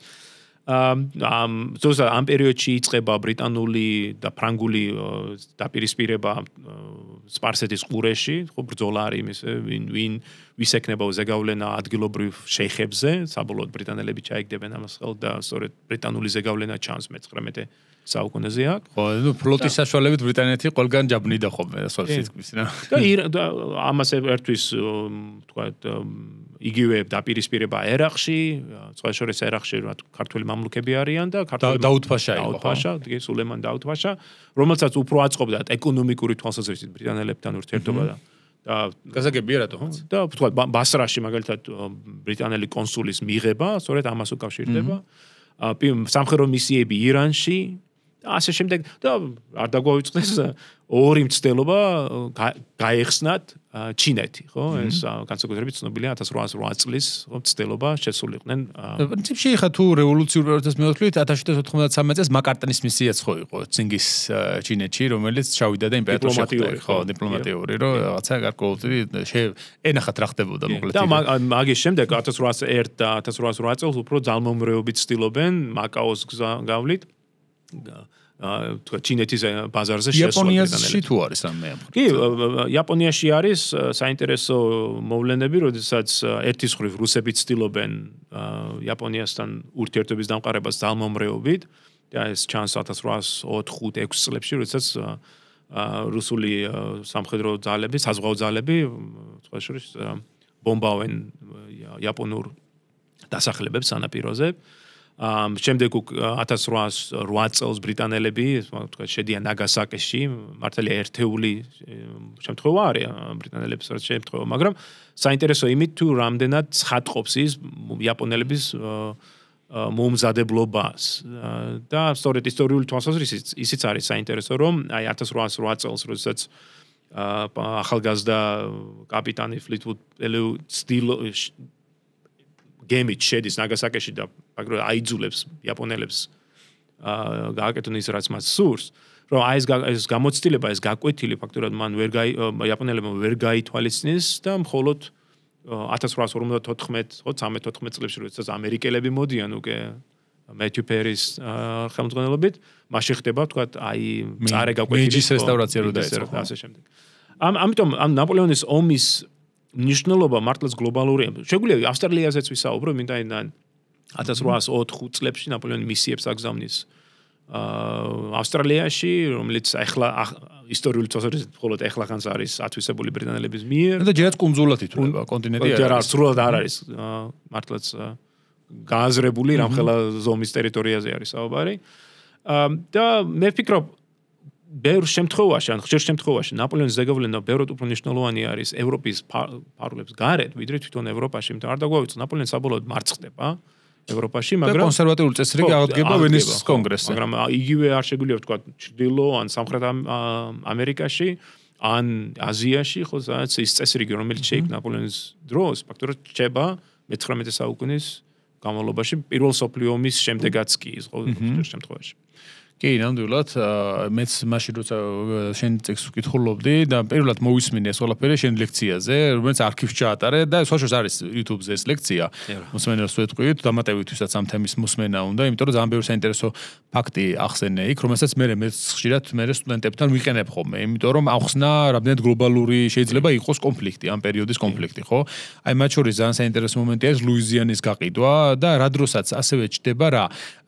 მიუხედავად იმისა, რომ აი სახელმწიფო ერთმანეთთან ომები აქვთ, აი ეს ეკონომიკური ურთიერთობების მიღმა როგორ გრძელდება, ძალიან საინტერესო ფაქტი არის. მაგალითად, იგივე როგორ მოხდა იმ თანხის მიღება ამერიკიდან ფრანგების საფრანგეთისთვის, ან თუნდაც ის რომ ესპანური ოქრო მექსიკიდან როგორ ჩამოიტანა ნაპოლეონმა, ხო? ბრიტანელების დახმარებით. ბრიტანელები და ჰოლანდიელების დახმარებით. როგორ მოხდა ესეც რომ მოკლედ რომ მოყვეთე გამბავიც. ანუ აბსოლუტურად მართალი ხარ და ჩემი შემდგომი კვლევების ძირითადი აქცენტი სწორედ ამაზე არის, ეხლა ვამთავრებ როგორც აღნიშნე ლუიზიანის გასხვისების ან გაყიდვის ხო კვლევას და ამის შემდეგ უკვე ფინანსურ ნაპოლეონის ომების ფინანსურ მხარეზე ვიმუშავებ. და ჩემთვის სწორედ ეგ არის საინტერესო რომ მიუხედავად ამ პოლიტიკური სამხედრო დაპირისპირებისა, ეკონომიკური და საბანკო კავშირები მაინც გრძელდება ნაპოლეონის პერიოდში.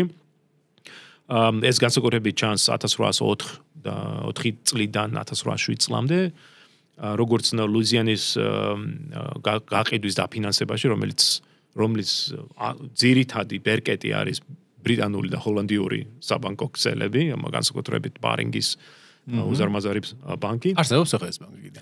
არა, თვითონ თავდაპირველი გაკოტრა შემდეგში და მისი მაშინ დიდი ბანკი უზარმაზარი შესაძლებლობების რომელსაც ფაქტურად აი ამ ხელა შეწყიდვის დაფინანსება შეეძლოთ და ჩემთვის ყველაზე საინტერესოა შენ რო ახსენე რომ მექსიკის ვერცხლი 1804 წლებში ესპანეთსა და საფრანგეთს სჭირდება ფული არა ქაღალდის ფული რომელიც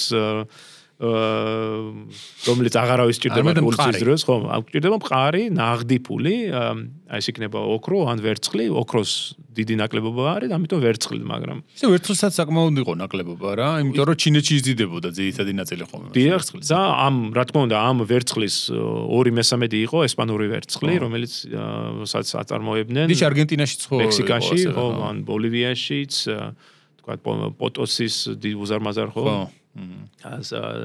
კომპლექსში მაგრამ ამ შემთხვევაში ჩვენ საუბარი გვაქვს მექსიკის ჩრდილოეთში ზაკატეკას რეგიონში ვერცხლის მარაგზე რომელიცაც მილიონობით პიასტრის ამ პერიოდში ამ პიასტრებს უწოდებდნენ მათ აწარმოებდნენ და შემდეგ ამ ვერცხლს ეზიდებოდნენ მექსიკის ყურეში და იქიდან მექსიკური გალეონებით გადაყავდათ ხო მექსიკაში ესპანური ხო და ნაპოლეონმა 1804 წლებში სცადა აი ამ ვერცხლის მითვისება რა იმიტომ რომ ახლა ესპანეთთან ძალიან ახლო კავშირი ჰქონდა ამიტომ ესპანეთი ფაქტობრივად ვასალი იყო ესპანეთი ისე გამარჯვე და მაგრამ იმის წესმოდა რომ ომი ბრიტანეთთან უკვე დაწყებული არის ამიტომ ეს გემები ამ გემებს ესე გადაიტანა და გარიგებაზე გავიდნენ ჰოლანდიელი ბანკირების ჰოპის ესეთ ბანკის მეშვეობით რომ გარიგებაზე გავიდნენ რომ ბრიტანელები თავიანთი ხომალდებით გადაიტანდნენ ვერცხლს ესპანეთში მე ესპანეთი გაუზიარებდა ნაპოლეონს და ამაში ყველა თავის წილს აიღებდა და ჩემთვის ძალიან საინტერესო თანამშრომლობის ამბავი არის მიუხედავად იმისა რომ პოლიტიკურად სამხედრო თვალსაზრისით დიპლომატიით დაპირისპირება მწვავე არის ამ პერიოდში. მაგრამ ეკონომიკური ურთიერთობები იმის მიღება გრძელდება, ხო? ნუ 1807 წლამდე მე უკვე კონტინენტური სისტემა რომელიც ნაპოლეონი შემოიღებს აბსოლუტურად წვეთს ამ კავშირს. აი ეს ამერიკის გაყიდვაც, ამერიკისა და ლუიზიანის ტერიტორიის გაყიდვაც ამერიკაზე საინტერესოა თუნდაც რამდენად ეხშეთ ამაზე მე მაგალითად მომისმენია მოსაზრებები რომ გაუკრიტიკებიათ ნაპოლეონის გადაწყვეტილება რაც არ მესმის მართალ გითხრა იმიტომ რომ საფრანგეთს ფაქტობრივად არ ქონდა ხო ათვისებული ლუიზიანის ტერიტორია ეს ტერიტორია თან მათ დაიბრუნეს ესპანეთისაგან მაშინ რაც 7 წლიანი ომის მერე ესპანეთს ქონდა გადაბარებული ეს ტერიტორია ხო უკან დაიბრუნეს და ხა ნაპოლეონი რომელსაც ომი აქვს ინგლისთან რა ნაირად რომ მოიხერხებინა იქ კოლონიის განვითარება რომ იქიდან მე რაღაც რესურსები შემოეტანა ცოტა გაუგებარი არის ხოლმე პრინციპში ალბათ სწორი გადაწყვეტილება იყო გარკვეულწილად და რაში სჭირდებოდა ნაპოლეონს ნამდვილად სჭირდებოდა შემეთ ამერიკის გაძლიერებას იგივე ბრიტანეთის საპირისპიროდ ხო ამ კუთხით იმიტომ რომ აი მაგალითად მე მახსოვს ასევე ეპიზოდი როცა ინგლისელებმა და ამერიკელებმა დადეს ხელშეკრულება ჯეის ხელშეკრულება რომელთაც აღადგინეს გარკვეულწილად მათ შორის ვაჭრობა და ურთიერთობა რასაც მოყვა კვაზი ომი მე საფრანგეთსა და ბრიტანეთს შორის ერთმანეთთან რაღაცა ეს დაპირისპირება პატარა უმნიშვნელო და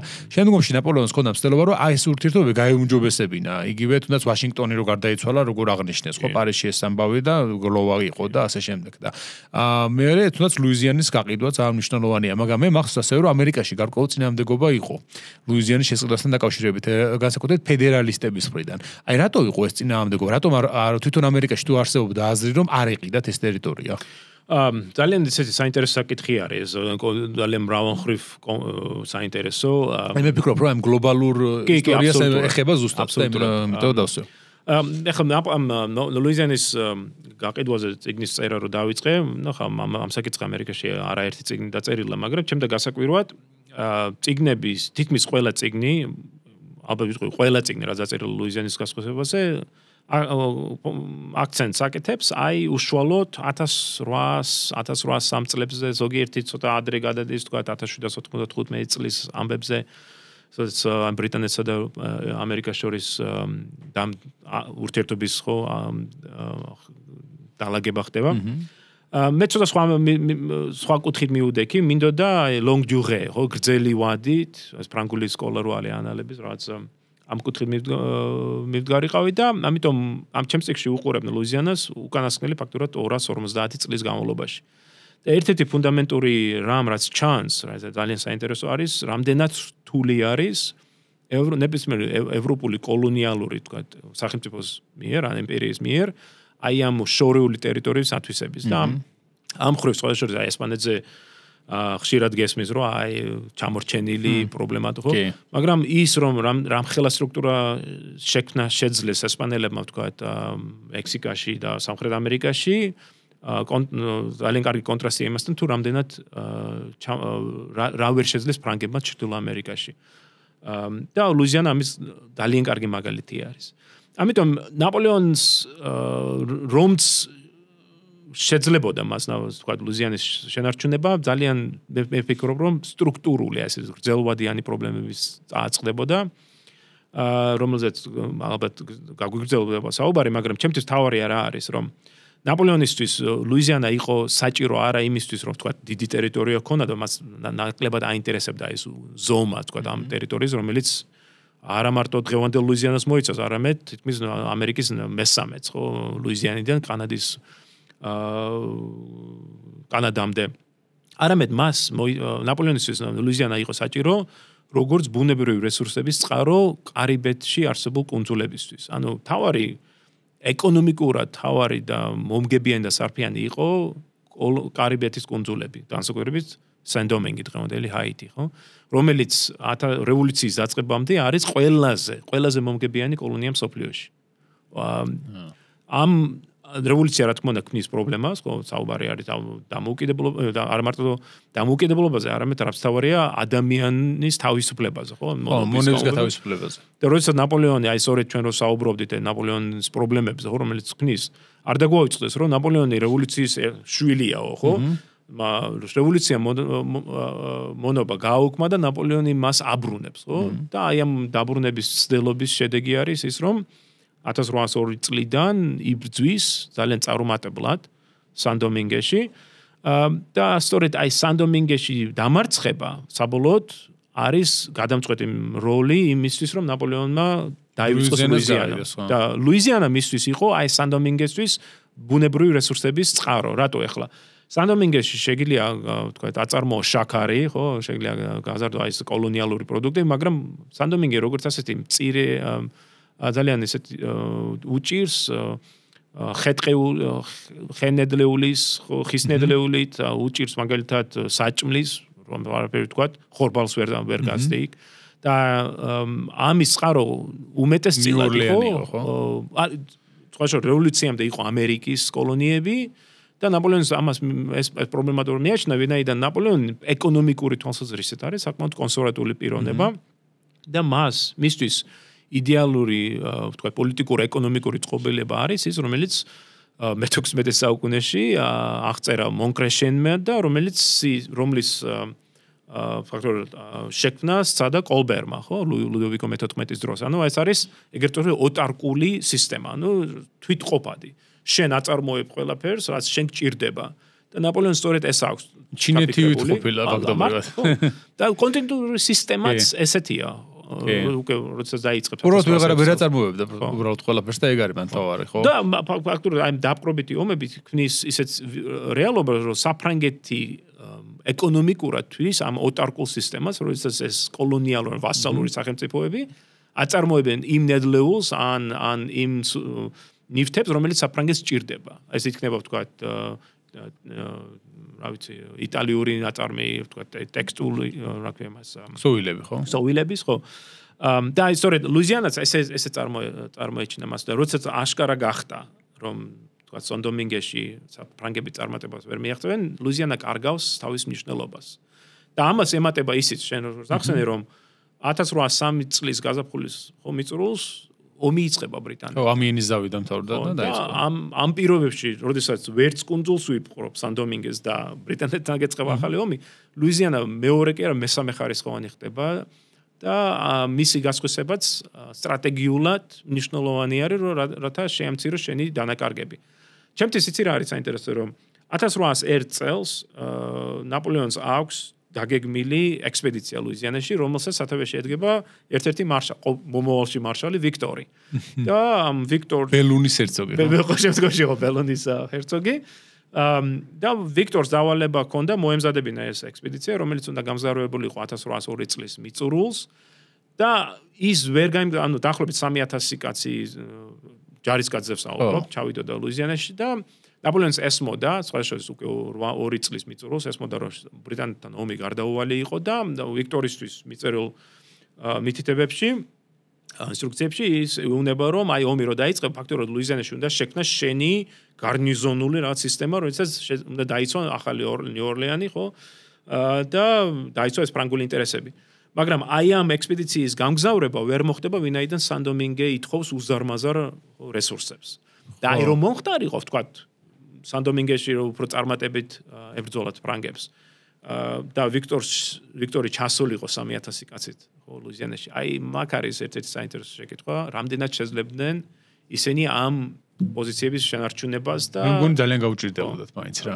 იგივე ლოგისტიკური თვალსაზრისით, ხო, როცა ბრიტანეთი ზღვას თითქმის აკონტროლებს, მაგ პირობებში რამდენი შეძლებელი იქნებოდა ფრანგებისთვის, რომ აი მუდმივად მოემარაგებინათ და მუშაობთ ასე ვთქვათ. თუმცა მომარაგება არ ჭირდებოდა. ანუ ლუიზიანაში ინარჩუნებდა, ანუ ჩვენ ვიცით რომ ბრიტანელების ცდელობა ჩაიგდა. ხო, ცხალი ძალა დაჭირდებოდათ. 1815 წელს წარუმატებელი აღმოჩნდა. ჩემთვის უფრო საინტერესო არის ამერიკელებთან ურთიერთობა რამდენად დაალაგებენ, იმიტომ რომ ვიცით რომ წინა 30 წლის განმავლობაში ამერიკელები ძალიან დიდ ძალისხმევას გაწევენ იმისთვის რომ ჯერ ჩაიგდონ ესპანური ტერიტორიები მისისიპის აღმოსავლეთით და შემდეგ ფლორიდაც ხო თავისთავად მე უკვე. ფლორიდა, დღევანდელი მისისიპი, ალაბამა ეს ტერიტორიები სწორედ ფაქტობრივად ძალმომრეობით იგდებენ ამერიკელები ხელ და ეს რა არის საინტერესო ამ ჩემს ტექსტში ამაზე საუბრობ რომ დღევანდელ ამერიკაში არის ერთ-ერთი ესეთი პოლიტიკურად დიდი სენსიტიური საკითხი იმიგრაცია. და სწორედ 1780-იან და 90-იან წლებში ეს არის უკუ იმიგრაცია, როდესაც ამერიკელები კვეთავენ ამ საზღვარს და უკანონოდ ჩადიან ესპანურ ტერიტორიებზე და ესპანელები ცდილობენ ამ კედლის აშენებას. იგივე ტეხასიც ხო ასე მოხდა თავის ტეხასის ათვისება რა, ამერიკელები ჩასახლდნენ და მე უკვე დამოუკიდებელი ტეხასის მოიწყო ეს და ბოლოს მიივარდა და ამერიკას პრინციპში ძალიან გავრცელებული და პრობის მეთოდი არის ტერიტორიის გარკვეულწილად ეს ხო ლუიზიანის გაყიდვაზე სადაც კიდე იმაზე ახლა მესაუბრე რამდენად დიდი თანხა გადაიხადეს იმ პერიოდში ამერიკელებმა ამიტომ ნაპოლეონმა რეალურად რამდენად ის მიიღო მეტი შედეგი იმით რომ გაყიდა ლუიზიანა აქ რამდენიმე რაც აქცენტი მინდა გავაკეთო პირველ რიგში ცნობილი ეს თანხა $15 მილიონი მიწისთვის, რომელიც რამოდენიმე 100 მილიონ აკრს ან დღევანდელ შემთხვევაში გექტარს მოიცავდა, ცოტა არ არის სწორი, ანუ რას გულისხმობენ. 15 მილიონი გადაიხადეს ამერიკელებმა არა მიწაში, არამედ საფრანგეთის მიერ ამ მიწის კუთვნილობას, ასე რომ ვთქვათ რა. იმიტომ რომ თვითონ საფრანგეთსაც არ გააჩნდა ეფექტური კონტროლი ამ მიწის, ანუ კი ახალ ორლეანში გასახლება. ზემოთ უმეტესი ნაწილი აბსოლუტურად ველური იყო. არანაირი კონტროლი არ აქვს. ანუ აქ საუბარი არის უფლებების ამ ტერიტორიისადმი უფლებების შესყიდვაზე. ეს ერთი. მეორე რომ ჩვენ ამაზე წექსში საუბრობ რომ ამ ლუიზიანის გასხვისების შედეგად უკვე იწყება თითქმის 150 წლიანი პროცესი, როდესაც ამერიკა ნელ-ნელა ითვისებს ამ ტერიტორიას და იქნება ეგრეთ წოდებული ინდიელების ხელშეკრულებების სისტემა, რომელიც საბოლოოდ მოიცავს დაახლოებით 200-ზე მეტ ხელშეკრულებას, რომლებიც ფაქტობრივად ასხვისებენ ამ ტერიტორიას ამერიკელებისადმი და თუ ამ ტერიტორიებს ავიღებ ერთობლიობად, ერთად, ხო, და იმ ფასს, რომელიც ამერიკელები იხდიან ჩვენ საუბრობ რამდენიმე $1 მილიარდზე, რომელიც ფაქტობრივად ლუიზიანა დაუჯდა ამერიკას. ანუ ეს ერთ-ერთი ყველაზე ძვირი ესეთი მიწის შეძენის პროცესი არის. რომ არაფერი თქვა ადამიანურ ტრაგედიაზე და ასე შემდეგ. და მესამე საინტერესო საკითხი აქ არის რომ კი ამერიკელები 1803 წელს პირდებიან 15 მილიონს მოგწევენ, მაგრამ ამ გარიგების დაფინანსება და რაც თავი ამ ფულადი გზავნილების ჩატანა და ამ ბონდ ეს მის კი არ იყო თქვა რომ რაღაც ჩემბოდნები ჩაიტანა ეს პოლიყო.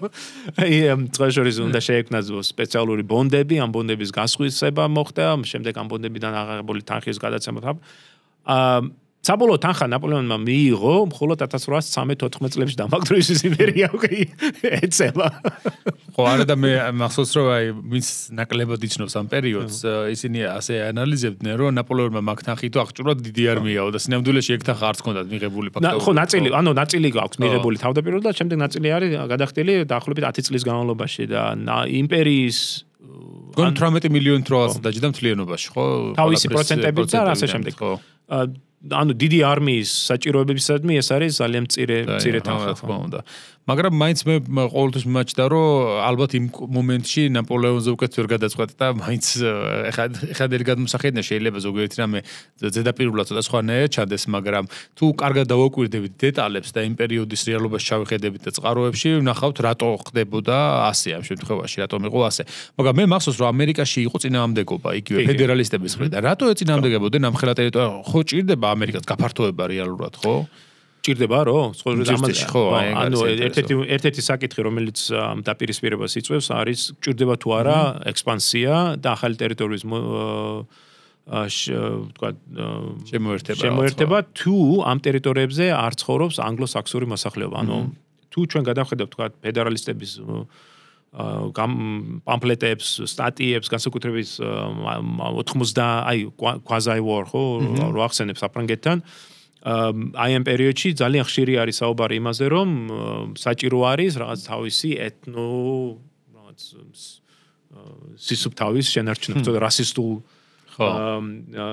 ტერმინოლოგიაც არის. იდეაში ვინც ხორდა, ინდიელები ხორდნენ ძირითადად. და ესპანელები, ანუ საპრობლემა ჰქონდათ იმაზე, რომ ესენი არ არიან პროტესტანტები, არ არიან თქვა ინგლისელი მოსახლე, რომელსაც არც ინგლისურს ფლობს, სხვა კულტურის ხო წარმომადგენელი არის ეს ერთი. მეორე და რაც თავარია ძალიან საინტერესო პრობლემა, რომელიც რაც ლუიზიანის გასხვისება ქმნის, არის კონსტიტუციური კრიზისი. ეხლა რატო? როდესაც ჯეფერსონმა თანხმობა მისცა თავის წარმომადგენლებს, რომ ხელი მოეწერათ ხო საბოლოო ხელშეკრულებას პარიზში. მან ფაქტობრივად დაარღვიას კონსტიტუციით გათვალისწინებული ის უფლებამოსილება, რაც პრეზიდენტს გააჩნია. ანუ ძალიან დიდი შეკითხვა, ანუ სადავო საკითხი იყო, შეეძლო თუ არა პრეზიდენტს ამ ხელა ტერიტორიების თვითპიროვნულად მიერთება, ხო? ანუ და სწორედ ამიტომ იყო საუბარი, რომ ეს შექმნის თუ არა, თქვა იმპერიულ პრეზიდენტად დღევანდელი ტერმინოლოგიის რო შექმნა, რომ ვისაუბრა და ჩემთვის სწორედ ეს ნაწილიც არის საინტერესო, მით უმეტეს რომ დღევანდელობასთან თუ შევადარებთ და ტრამპის რეტორიკას, ხო, თქვა ტრამპი ეხლა ფაქტობრივად აღადგენს ამ იმპერიურ პრეზიდენტობას და საუბრობს თქვა ახალ ტერიტორიების ხელში ჩაგდებაზე, ხო? გრენლანდია იქნება ეს თუ პანამა. თუ კანადა. კანადა ხო. კანადა 51 შტატია ისიც, ხო.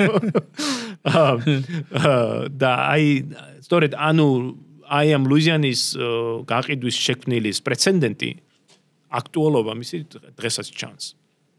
ხო, ნამდვილად, რა აშკარად. თან ამერიკას პრინციპში ეს პირველი შემთხვევა, ანუ ერთ-ერთი შემთხვევა არ არის, ტერიტორია ნაყიდია, ხო? პირველი არის, პირველია, მე შემდეგ შემოსავლია გაცდენის, ხო, შეწყიდვაზე, შემდეგ ალასკის, ხო, და ასე შემდეგ არაერთი არის, რომელიც სწორედ აი პრეცედენტი არის შექმნილი ლუიზიანის გასხვისებით. კი, ნამდვილად. აი, შეიძლება ეს საერთაშორისო ვითარება, რომელიც ნაპოლეონის ომების პერიოდში იქმნება, ან თუნდაც იგივე ნაპოლეონის ომების გავლენა, რამდენად ეხებოდა კავკასიას და საქართველოს უშუალოდ? ნუ, ჩემი არგუმენტი არის ის, რომ ის უშუალოდ ეხება, ვინაიდან სხვა დეტალებს რო დავანებო თავი, 1807 წელს, ხო, ორი გარიგება უშუალოდ კავკასიაზე საუბარი. ვინკენშტაინი და ტილზიტი, რომელიც კავკასია კი არა, საქართველოსია, ხო, საუბარი, რომელიც ანუ პირველი ხელშეკრულების ვინკენშტაინში საქართველოს აღიარებული არის საფრანგეთის მიერ როგორც სპარსეთის გავლენად სფერო და შემდეგ ტილზიტში ნაპოლეონი ცვლის პოზიციას და აღიარებს მას როგორც რუსეთის გავლენის სფეროს და ფაქტობრივად რუსეთის მიერ საქართველოს და ზოგადად კავკასიის დაპყრობა არის აი ამ კონტექსტში, ხო? ანუ საფრანგეთი თქვა წვანეს შუქს უგდებს, ასე რომ ვთქვა. რუსეთს რომ გააგრძელოს საქართველოში ექსპანსია. ამას ემატება ისიც რომ აი თუ დაადავხედა პირველ მთავარ მმართველებს, რომლითაც რუსები აგზავნიან აქ, ტორმასოვი ეს იქნება ნორინგი, ერმოლოვი, ესენი ყველა ნაპოლეონის ომებში გამოცდილება მიღებული ადამიანები არიან და მათ შორის რაც თავარია, ჩემთვის ყველაზე საინტერესო არის მიხეილ ვორონცოვი, ნაპოლეონის ომების ერთ-ერთი გმირი რუსების თვალსაჩინით, ხო? ადამიანი რომელმაც უზარმაზარი გამოცდილება მიიღო თვითონ ბრძოლებში, მაგრამ რაც თავარია, ვორონცოვი ხელმძღვანელობდა საოკუპაციო კორპუსს საფრანგეთში ნაპოლეონის ომების შემდეგ, ანუ მას კარგად ჰქონდა გათავისებული თუ რას მოითხოვს უცხო ტერიტორიის მართვა. და სწორედ ვორონცოვის ჩამოსვლა კავკასიაში არის ის საწყისი ეტაპი რუსული იმპერიული კოლონიალური მმართველობის ჩამოყალიბების, რომელზეც ერთ-ერთი ჩემი სადოქტორო სტუდენტი, ხო, გიორგი ჭკადუა მუშაობს და მას გამოცემული აქვს ძალიან საინტერესო კვლევა, სწორედ ეხლა ხანს გამოცემული ვორონცოვის და აი ამ კოლონიალური მმართველობის ჩამოყალიბებაზე. ამიტომ ჩემთვის პირდაპირი კავშირი არის ნაპოლეონის ომებსა და კავკასიას შორის. კი, გეთანხმები, ხო. მეც აი თუნდაც პირველად ეს გავიაზრე მაშინ ალბათ, როცა რუსტამის მემუარებს გამოვცემდით ჩვენ მაშინ, ხო? იმიტომ რომ რუსტამზე თუ გახსენდება, როცა ნაპოლეონი და ალექსანდრე ერთმანეთს შეხვდებიან, ის ეთყვის, რომ ალექსანდრეს ეთყვის ნაპოლეონი, რომ საქართველოს შენი ქვეშევრდომიაო, რომ საქართველოსდან არისო, ხო, ასეც. ანუ მაშინ უკვე ჩანს, რომ საქართველოს აღიქვამს რუსეთის ქვეშევრდომი მხარეთ, ხო? მიუხედავად იმისა, რომ რუსტამი ქართველი წარმოშობით არ იყო, საქართველოსდან იყო, თბილისში იყო დაბადებული, ხა და შესაბამისად აღიქვამდა, ანუ ამ თვალსაზრისით ის და ასე რომ ამ პერიოდში უკვე ეს გამოკვეთილი არის. ასევე ძალიან საინტერესო შენახსენე ირანში მისიების საკითხი, რომელშიც ბრიტანეთი და საფრანგეთი ერთმანეთს ებრძვიან გამუდმებულად, ხო? ამაზე შესაძლოა ქართულ ენაზეც იბეჭდება ხოლმე ამ საკითხებზე. გარდანის ცნობილი მისია როცა ნაჭრებიას აქვს, ნაჭრებიას გამოცემული. ჩემი კოლეგა აღმოსავლეთ ცოდნების ინსტიტუტში, გიორგი წერეთლის აღმოსავლეთ ცოდნების ინსტიტუტში და ძალიან ბევრს წერს ამ საკითხზე.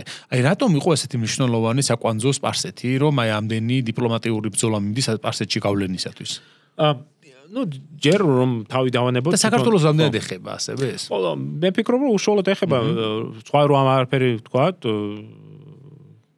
ფრანგული 1807 წლის ივლისამდე ფრანგული დიპლომატია, ვთქვათ სახელმწიფო თვალსაჩინით საქართველოს იყო ირანის ისტორიული ზეგავლენის სფერო და მას ეკუთვნოდა ეს და ეს სწორედ ასახავს აი ამ დიპლომატიურ მიმოსვლას ირანსა და საფრანგეთს შორის. ეხლა ნაპოლეონს რა ქონდა ჩაფიქრებული, ამას ჩვენ ხედავთ 1802 წლიდან მოყოლებული რომ ნაპოლეონს ქონდა ჩაფიქრებული შეექმნა ეგრეთ წოდებული სამთა კავშირი. სხვა შორის ამ ტერმინოლოგიას იყენებს სამთა კავშირს, ეხლა შემდეგ პირველ მსოფლიო ომის დროს არის ხო ეს? მართლა იქნება ეს მაგრამ ცოტა სხვა კუთხით.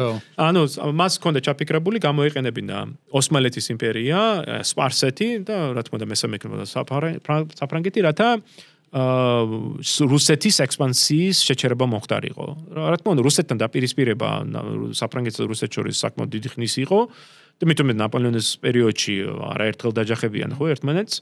და სწორედ ამ არა მარტო პირისპირ სამხედრო თვალსაზრისით, არამედ დიპლომატიური თვალსაზრისით და ნაპოლეონი აქტიურად ცდილობდა ოსმალეთის გამოყენებას, ასევე ირანის.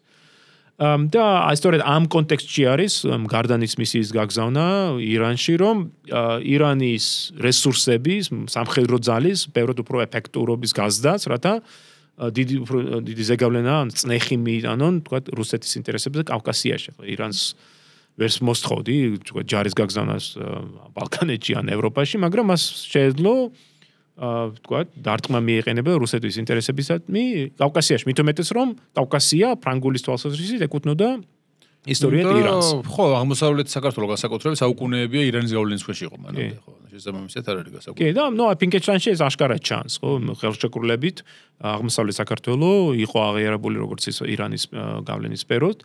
რაც იყო ირანის ერთ-ერთი უმთავრესი მოთხოვნა ყველა მოლაპარაკებაში, როგორც იქნება ეს საფრანგეთთან თუ ბრიტანეთთან. შემდეგ უკვე როდესაც ტილზიტის ხელშეკრულება გახდა ცნობილი თეირანში და ფათალიშამ განდევნა ფრანგები და მოიწვია ბრიტანელები და იწყება უკვე ბრიტანელებთან მოლაპარაკებები, რომელიც საბოლოოდ გვირგვინდება 1809 და შემდეგ 14 წლის ხელშეკრულებებში. იქაც საქართველოს არის ერთ-ერთი უმთავრესი საკითხი, რომ თუ ჩვენ დავამარცხებთ რუსებს და ომი დასრულდება ჩვენს სასარგებლოდ, ბრიტანელებმა უნდა ცნონ საქართველოს როგორც ირანის გავლენის სფეროს ნაწილი. ხო, 19 საუკუნის ყაჯარული წყაროები არის გამოცემული სხვადასხვა ქართულად, სადაც აი კარგად ჩანს როგორ აღიქვამენ ისინი კავკასიას, მაშინ ხო, იმიტომ რომ ირანის დიდი ხნის გავლენის ქვეშ იყო და შესაბამისად მათ აქვთ რაღაცა ის ისტორიული საფუძველი მაშინ რომ იფიქრონ რომ ეს ტერიტორია ჩვენთან უნდა დაბრუნდეს ისევ რაღაცა ფორმით, ხო, ანუ გავლენის ზონაში. და რუსეთის შემოსვლა, ხა, იქ არავის არ სიამოვნებდა, რა თქმა უნდა, არც ოსმალეთს და არც ირანს, ხა. იგივე გეორგიევსკის ტრაქტატის მერეც გამოჩნდა რამდენად დიდი აგრესია გამოხატეს მათ იგივე ქართკახეთის მიმართ, ხო? იმიტომ რომ გარკვეული პერიოდის მანძილზე ხა ერეკლე მეტნაკლებად სტაბილურ ურთიერთობას ინარჩუნებდა ოსმალეთთან და ირანთან, განსაკუთრებით შუა პერიოდში 18 საუკუნისა და მერე აი მას შემდეგ რაც რუსეთ-ოსმალეთის 1778 წლების ომში ჩაერთო, თითქოს ყველაფერი ძალიან შეიცვალა და ამ ორი ქვეყნიდან წამოვიდა აგრესიას და წახალისება ცხოების თავდასხმისა კავკასიაზე, რამაც ძალიან მძიმე მდგომარეობაში ჩააგდო მაშინ ქართკახეთი და ალბათ გარკვეულწილად ესეც აბსოლუტურად. მით უმეტეს თუ ჩვენ გადავხედავთ იმ მოთხოვნებს, რომლებსაც ირანის ხელისუფლებები უყენებდნენ ერეკლეს, ერთ-ერთი უმთავრესი იყო აი სწორედ აღიარებინა ირანის ქვეშევრდომობა. არა ვთქვათ იმით, რომ უშუალოდ ირანის ნაწილი გამხდარიყო, არამედ აი ვასალურ ხო მდგომარეობაში როგორც მანამდე იყო, ხო. არ დაგვაუწყდეს სხვა შორის რომ უფრო ბირ ფორმაში კიდე გარკვეულწილად, იმიტომ რომ ირანი თვითონ აღარ არის იმდენად ძლიერი, რომ ამ ერეკლეზე ესეთი ზეგავლენა ქონდეს. მithume არ დაგვაუწყო რომ ერეკლემ სხვა შორის წავიდა ამ გარიგებაზე, თქვა ქარიმ ხანთან, ხო 60-იან წლებში, ხო. და სწორედ აღა-მაჰმად ხანის, შემდეგ უკვე შაჰის მოთხოვნები გარკვეულწილად ასახავდა იმ გარიგების მოთხოვნებს, რომლებიც ერეკლე ქონდა ქარიმ ხანთან დადებული მაგრამ ნუ ერეკლეს გადაწყვეტილება 95 წელს იყო რომ ვითარება შეიცვალა, თქვა იმის იმედი რომ დახმარება მოვიდოდა ჩრდილოეთიდან, რომ შეძლებდა ქართკახეთი თავის გამოკვლევის შენარჩუნებას.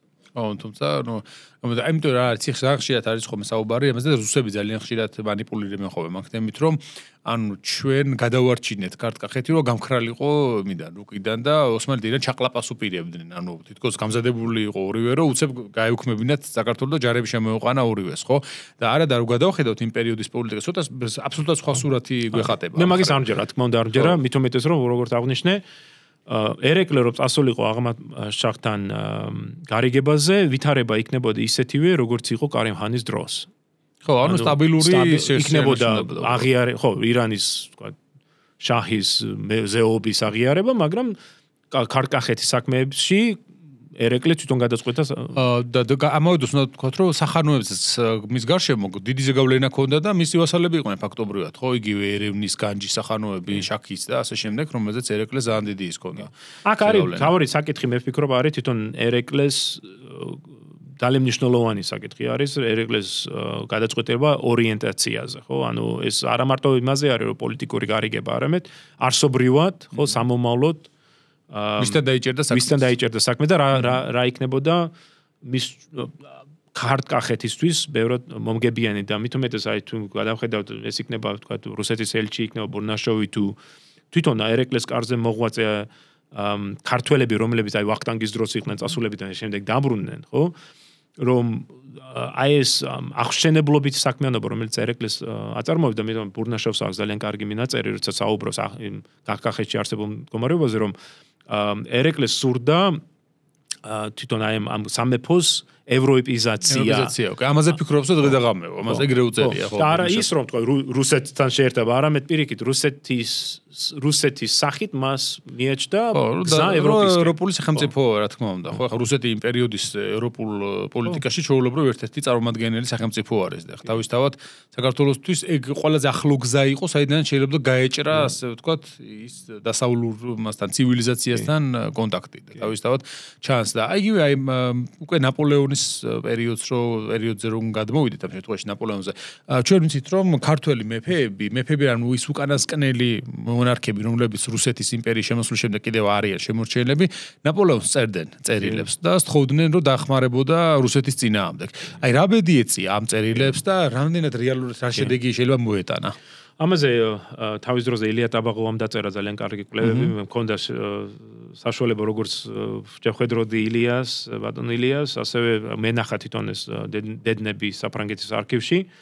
წერილები უმეტესობა რა თქმა უნდა დაწერილი არის სოლომონის მიერ, მაგრამ ამავე დროს ჩვენ ბატონიშვილები ირანში გაქცეული ბატონიშვილებიც წერდნენ ფრანგებს. ეს წერილები ჩადიოდნენ კონსტანტინოპოლში, ფრანგულ მისიაში, იქ ითარგმნა ეს წერილები ფრანგულად და თვალში ქართული დედნებიც თან ერთვის. საბოლოოდ გაგზავნილი იყო პარიზში, სადაც საგარეო საქმეთა სამინისტროში განიხილეს ეს წერილები, მაგრამ არანაირი კვალი არ ჩანს იმისა თუ ეს წერილები წარდგენილი იყო თუ არა, ანუ ნაპოლეონმა ნახა იცოდა სოლომონის შესახებ საერთოდ იმის ერთადერთი ირიბი, რა ვიცი, მინიშნება არის ის, რომ საქართველოს 1807-8 წლებში საერთაშორისო დონეზე ფიგურირებს როგორც ერთ-ერთი სადაო საკითხი რუსეთსა, საფრანგეთსა და ბრიტანეთ ირანს შორის. ანუ ამ მოლაპარაკებებში საქართველოს აქტიურად განიხილება. მით უმეტეს რომ ადრეულ პერიოდში ნაპოლეონს აქვს ძალიან დიდი დაინტერესება შავ ზღვაში ფრანგული ეკონომიკური ინტერესების გავრცელების და ამ მხრივ ოსმალებსაც აქტიურად ელაპარაკება და აი აქ მოიაზრება საქართველოს სხვა ერთ საინტერესო მომენტი ცოტა ისე თქვა საარქივო დონეზე ვერ ვნახე ამის დამადასტურებელი, მაგრამ მემუარებში არის აღწერილი რომ ბერტიესთან საუბრისას ერთ-ერთი ფრანგი იხსენებს რომ ბერტი ამ აღნიშნაო რომ რუსეთში როცა მიდიოდა ნაპოლეონი 1812 წელს რომ ეს დიდი გეგმა ჰქონდა რომ რუსეთს აამარცხებდა შემდეგ ალექსანდრესთან გარიგებაზე წავიდოდა შემოიერთებდა რუსულ ჯარს და რუსეთიდან ჩავიდოდა კავკასიაში და თბილისში გაატარებდა 1813 წლის ზამთარ გაზაფხულსო რომ შემდეგ კი მეც მახსოვს ეს ტექსტი სწორედ ქართულ გამოცემაზე ჟანტიულარის გამოცემაზე არის მიწერილი ამაზე რომ აი რა წარმოიდგინეთო რომ ეს რუსულ და ფრანგული ჯარები როგორ თბილისის გავლითიო მე ახლო აღმოსავლეთს როგორ გავლენ რა თავდაპირველი წყალა არის ვილემანის მემუარები და აი უბრალოდ რომ წარმოიდგენ ნაპოლეონი რუსთაველზე გაივლიდა ნარი ყავს გასაშეხეთ ხო, ნამდვილად. არ მეც მახსოვს ეს ტექსტი, ნამდვილად მითითებული არის, უბრალოდ იმ ტექსტზე ეთყვა აქცენტი გააკეთეს, იმიტომ რომ ძალიან ყველას თუმცა ჩვენ საარქივო დონეზე არ აგვაქვს არანაირი ცნობა იმისა თუ რა იყო ნაპოლეონის გრძელვადიანი გეგმა რუსეთში შეჭრისა რა. ისიც ხოდაშორის მე მახსოვს რომ აი ნაპოლეონი ეგვიპტეში კამპანიის დროსაც აი მე ეს აღნიშნული მქონდა ჩემ მოხსენებაშიც იგივე ეგვიპტელებს რომ მიმართავს ხო იქ აშკარად აჩვენებს რომ მან საქართველოს შესახებ გარკვეული წარმოდგენა არსებობს ყოველ შემთხვევაში მისთვის ხო იგივე მამლუქების ეთნიკურობასაც კი უსვამს ხას რომ საქართველოსთან ჩამოყვანილიო ეს მონებიო ამ სოფლიოში საუკეთესო მიწას დაუფლებიანო ასე მიმართავს ეგვიპტელ ხალხს ხო სადაც აი მამლუქებზე ამბობს რომ ისინი ქართველები არიან ხას უსვამს ამ საკითხს რა რაც მიუთებს იმას რომ გარკვეული წარმოდგენა მას უნდა ქონდა იმიტომ რომ აღმოსავლეთში სანამ წავიდოდა სავარაუდოა რომ ნაპოლეონმა ბევრი რაღაცა წაიკითხა და შეისწავლა აღმოსავლეთზე ან გარკვეული წარმოდგენა შეიქმნა იმიტომ რომ ვიცით რომ ეს არის კაცი რომელიც ძალიან ბევრს კითხულობდა და ძალიან ბევრი ინფორმაციას იღებდა ზოგადად ხო მისთვის ახლა ეს უცხო არ იყო იმიტომ რომ რა ვიცი ალბათ ერთ-ერთი თავის დროის ერთ-ერთი ყველაზე ნაკითხი ის იყო პოლიტიკური ფიგურა თავის ნაპოლეონის პირადი ბიბლიოთეკა მოიცავდა დაახლოებით 14500 წიგნს, ანუ საკმაოდ მოცულობით და რაც თავი ეს არის მისი პირადი ბიბლიოთეკა, რომელიც იყო სასახლეში და ამას ერთოდა თუ ის რომ ეს მობილური ბიბლიოთეკაც გააჩნდა 3000 ტომის, რომელიც მუდმივად უნდა განახლებულიყო. და აღმოჩენებიც უნდა ქონდათ, ხო? აკლებებით და ეს წიგნები შემონახულია დღემდე და ამიტომ ჩვენ გვაქვს საშუალება გავეცნოთ თუ რას კითხულობდა ნაპოლეონი და ამ თუ გადავხედოთ ჩვენ ამ წიგნებს უმთავრესი საკითხი არის ისტორია. ანუ აქ სხვა რომ არაფერი ვთქვათ ნაპოლეონის ბიბლიოთეკა ცხადოთ რამდენი მნიშვნელოვანი ისტორიის ცოდნა. იმის რომ გაიაზრო დღევანდელი პრობლემები და შემდეგ თქვა დაისახო სამომავლო ამოცანები. და ნაპოლეონი ეგვიპტეში შენ როგორც თქვი ეგვიპტეში გამგზავრების წინ ძალიან კარგად ეცნობა ისტორიას ეგვიპტეს. მოგზაურების ჩანაწერებს კითხულობს, ისტორიას იმ დონეზე, იმ დროს არსებულ დონეზე და იგივე შეეხება თქვა რუსეთში ლაშქრობის დროსაც, როდესაც ლაშქრობის წინ ის ეცნობა ფაქტობრივად ყველაფერი რაც კი იყო დაწერილი რუსეთის არამარტო ისტორიაზე, არამედ რასთავარია ლაშქრობებზე, მათ შორის თქვა კარლოს მე-12-ის ლაშქრობებზე რუსეთში, რომ გაეთვალისწინებინა ის გამოცდილებები და რა ვიცი შესაძლებლად მომზადებულიყო, ვიცით რომ თქვა არ გამოადგა, მაგრამ ეს მისი უფრო შეცდომების ბრალი. ხო, ისიც უნდა ვთქვა ამავე დროს რომ ნაპოლეონის რუსეთში ლაშქრობის დროს ერთ-ერთი ყველაზე ცივი ზამთარი იყო, რაც კი ყოფილა იმ პერიოდის ისტორიაში ზოგადად. მაგრამ არ დავაბრალებ ზამთარს. ხო, მაგრამ თუმცა ის უნდა ითქვას. დავაბრალებ იმას რომ ნაპოლეონის გეგმა თავდაპირველად იყო 4 კვირა. რომ ბრძოლა მოეგო და დაემთავრებინა საქმე, მოემთავრებინა, ხო? აი, გაჩერებულიყო სისხლიერად ვისაუბრებ. ვილნოში უნდა გაჩერებულიყო და მოbrunებულიყო, ხო? შესაბამისად კი. და ხო ამაზე სვაშო ჩვენ გვაქვს წიგნში ნაპოლეონის 11 კითხვა, რა არის ნაპოლეონის ყველაზე დიდი შეცდომაო, ასეთი ის გვაქვს კითხვა დასმული. და აქცენტს ვაკეთებთ, თქმა უნდა, ესპანეთის შეჭრაზე, რომელმაც ნაპოლეონს ძალიან დიდი თავის ტკივილი და როგორც თვითონ ამბობდა წმინდა ელენეს კუნძულზე კიბო იყო, ესპანური კიბო, ასე ეძახლა, ხო? იმიტომ რომ ვერასდროს ვერ დაამთავრა ფაქტობრივად იქ ის ომი, იმიტომ რომ პარტიზანული მოძრაობა დაიწყო ესპანეთში, რომელიც ძალიან განსხვავდებოდა საფრანგეთსგან, იყო ძალიან ისეთი ულტრაკათოლიკური სახელმწიფო, რომელშიც ეკლესიას ძალიან დიდი ზეგავლენა ჰქონდა, რომელიც კულტურული თვალსაზრისით თუ თქვათ განვითარების დონე ძალიან განსხვავდებოდა საფრანგეთისგან და ესპანეთში რა თქმა უნდა ძალიან დიდი წინააღმდეგობა შეხვდა, რომელიც აი ვერაფრით ვერ აღმოფხვრა ფაქტობრივად და მუდმივად მისი ჯარის დიდი ნაწილი დაკავებული იყო იქ თან წარუმატებლად, უმეტესწილად და მისი რეპუტაციაზეც იმოქმედა ძალიან გარკვეულწილად, ხო იგივე ბაილენის კაპიტულაციამ, რომელსაც შემდგომში ავსტრია წააქეზა მის წინააღმდეგ ომისკენ. ასევე ჩვენ ნახსენები გვაქვს რუსეთის კამპანია, რუსეთში შეჭრა და დარჩენა იქ ზოგადად აი გატარება იმის მოსკოვამდე მისვლა და შემდეგ, რაც მისი საკომუნიკაციო ლოგისტიკური თვალსაზრისით იქნებოდა ჩვენ წამგებიანი იყო ძალიან და ამით ფაქტობრივად გაწირა თავისი ეს იმპერიის ბედი ხო ფაქტობრივად ასე შეეძლო რომ ნუ არ უცნაურია რატომ აკეთებს ამას იმიტომ რომ ეს ფიგურა რომელსაც ამდენი აქვს ნანახი ამდენი აქვს აკეთებული ამ ხელნაწოდნა და გამოცდილება აქვს და მაინც რაღაც საბედისწერო შეცდომები მოსდის მაგრამ საერთოდ დიდ ადამიანებს დიდი შეცდომებიც მოსდით ხომ უფრო იმიტომ რომ ხა ის დიადი და სასაცილომდე ერთი ნაბიჯიაო თვითონ ნაპოლეონის ნათქვამია და ასე რომ მისი ცხოვრება სხვადასხვა სუსტად მეტყველებს თავისივე გამონათქვამებიდან ძალიან კარგად ვლინდება ეს ყველაფერი ხომ რასაც ის ამბობდა რა გვაქვს კიდევ რას შათვლიდი შენ კიდევ შეცდომად ნაპოლეონისა გარდა ესპანეთისა და რუსეთის კამპანიებისა ალბათ შიდა პოლიტიკასაც შავთვლით პოლიტიკურ ჭრილში რომ გარკვეულწილად მისმა ძმისშვილმა გაითვალისწინა ეს ხო ჩვენ ვიცით რომ თქვა მეორე იმპერია რო აღდგება დაიწყებული ნაპოლეონის მესამე დაიწყებული პირველი 10 წელეული ნაპოლეონ მესამეს არის უფრო ავტორიტარული ხო და შემდეგ მეორე 10 წელში თანდათანობით ლიბერალიზაცია ხდება და ფაქტობრივად 68-9 წლებში საფრანგეთი ყალიბდება როგორც კონსტიტუციური მონარქია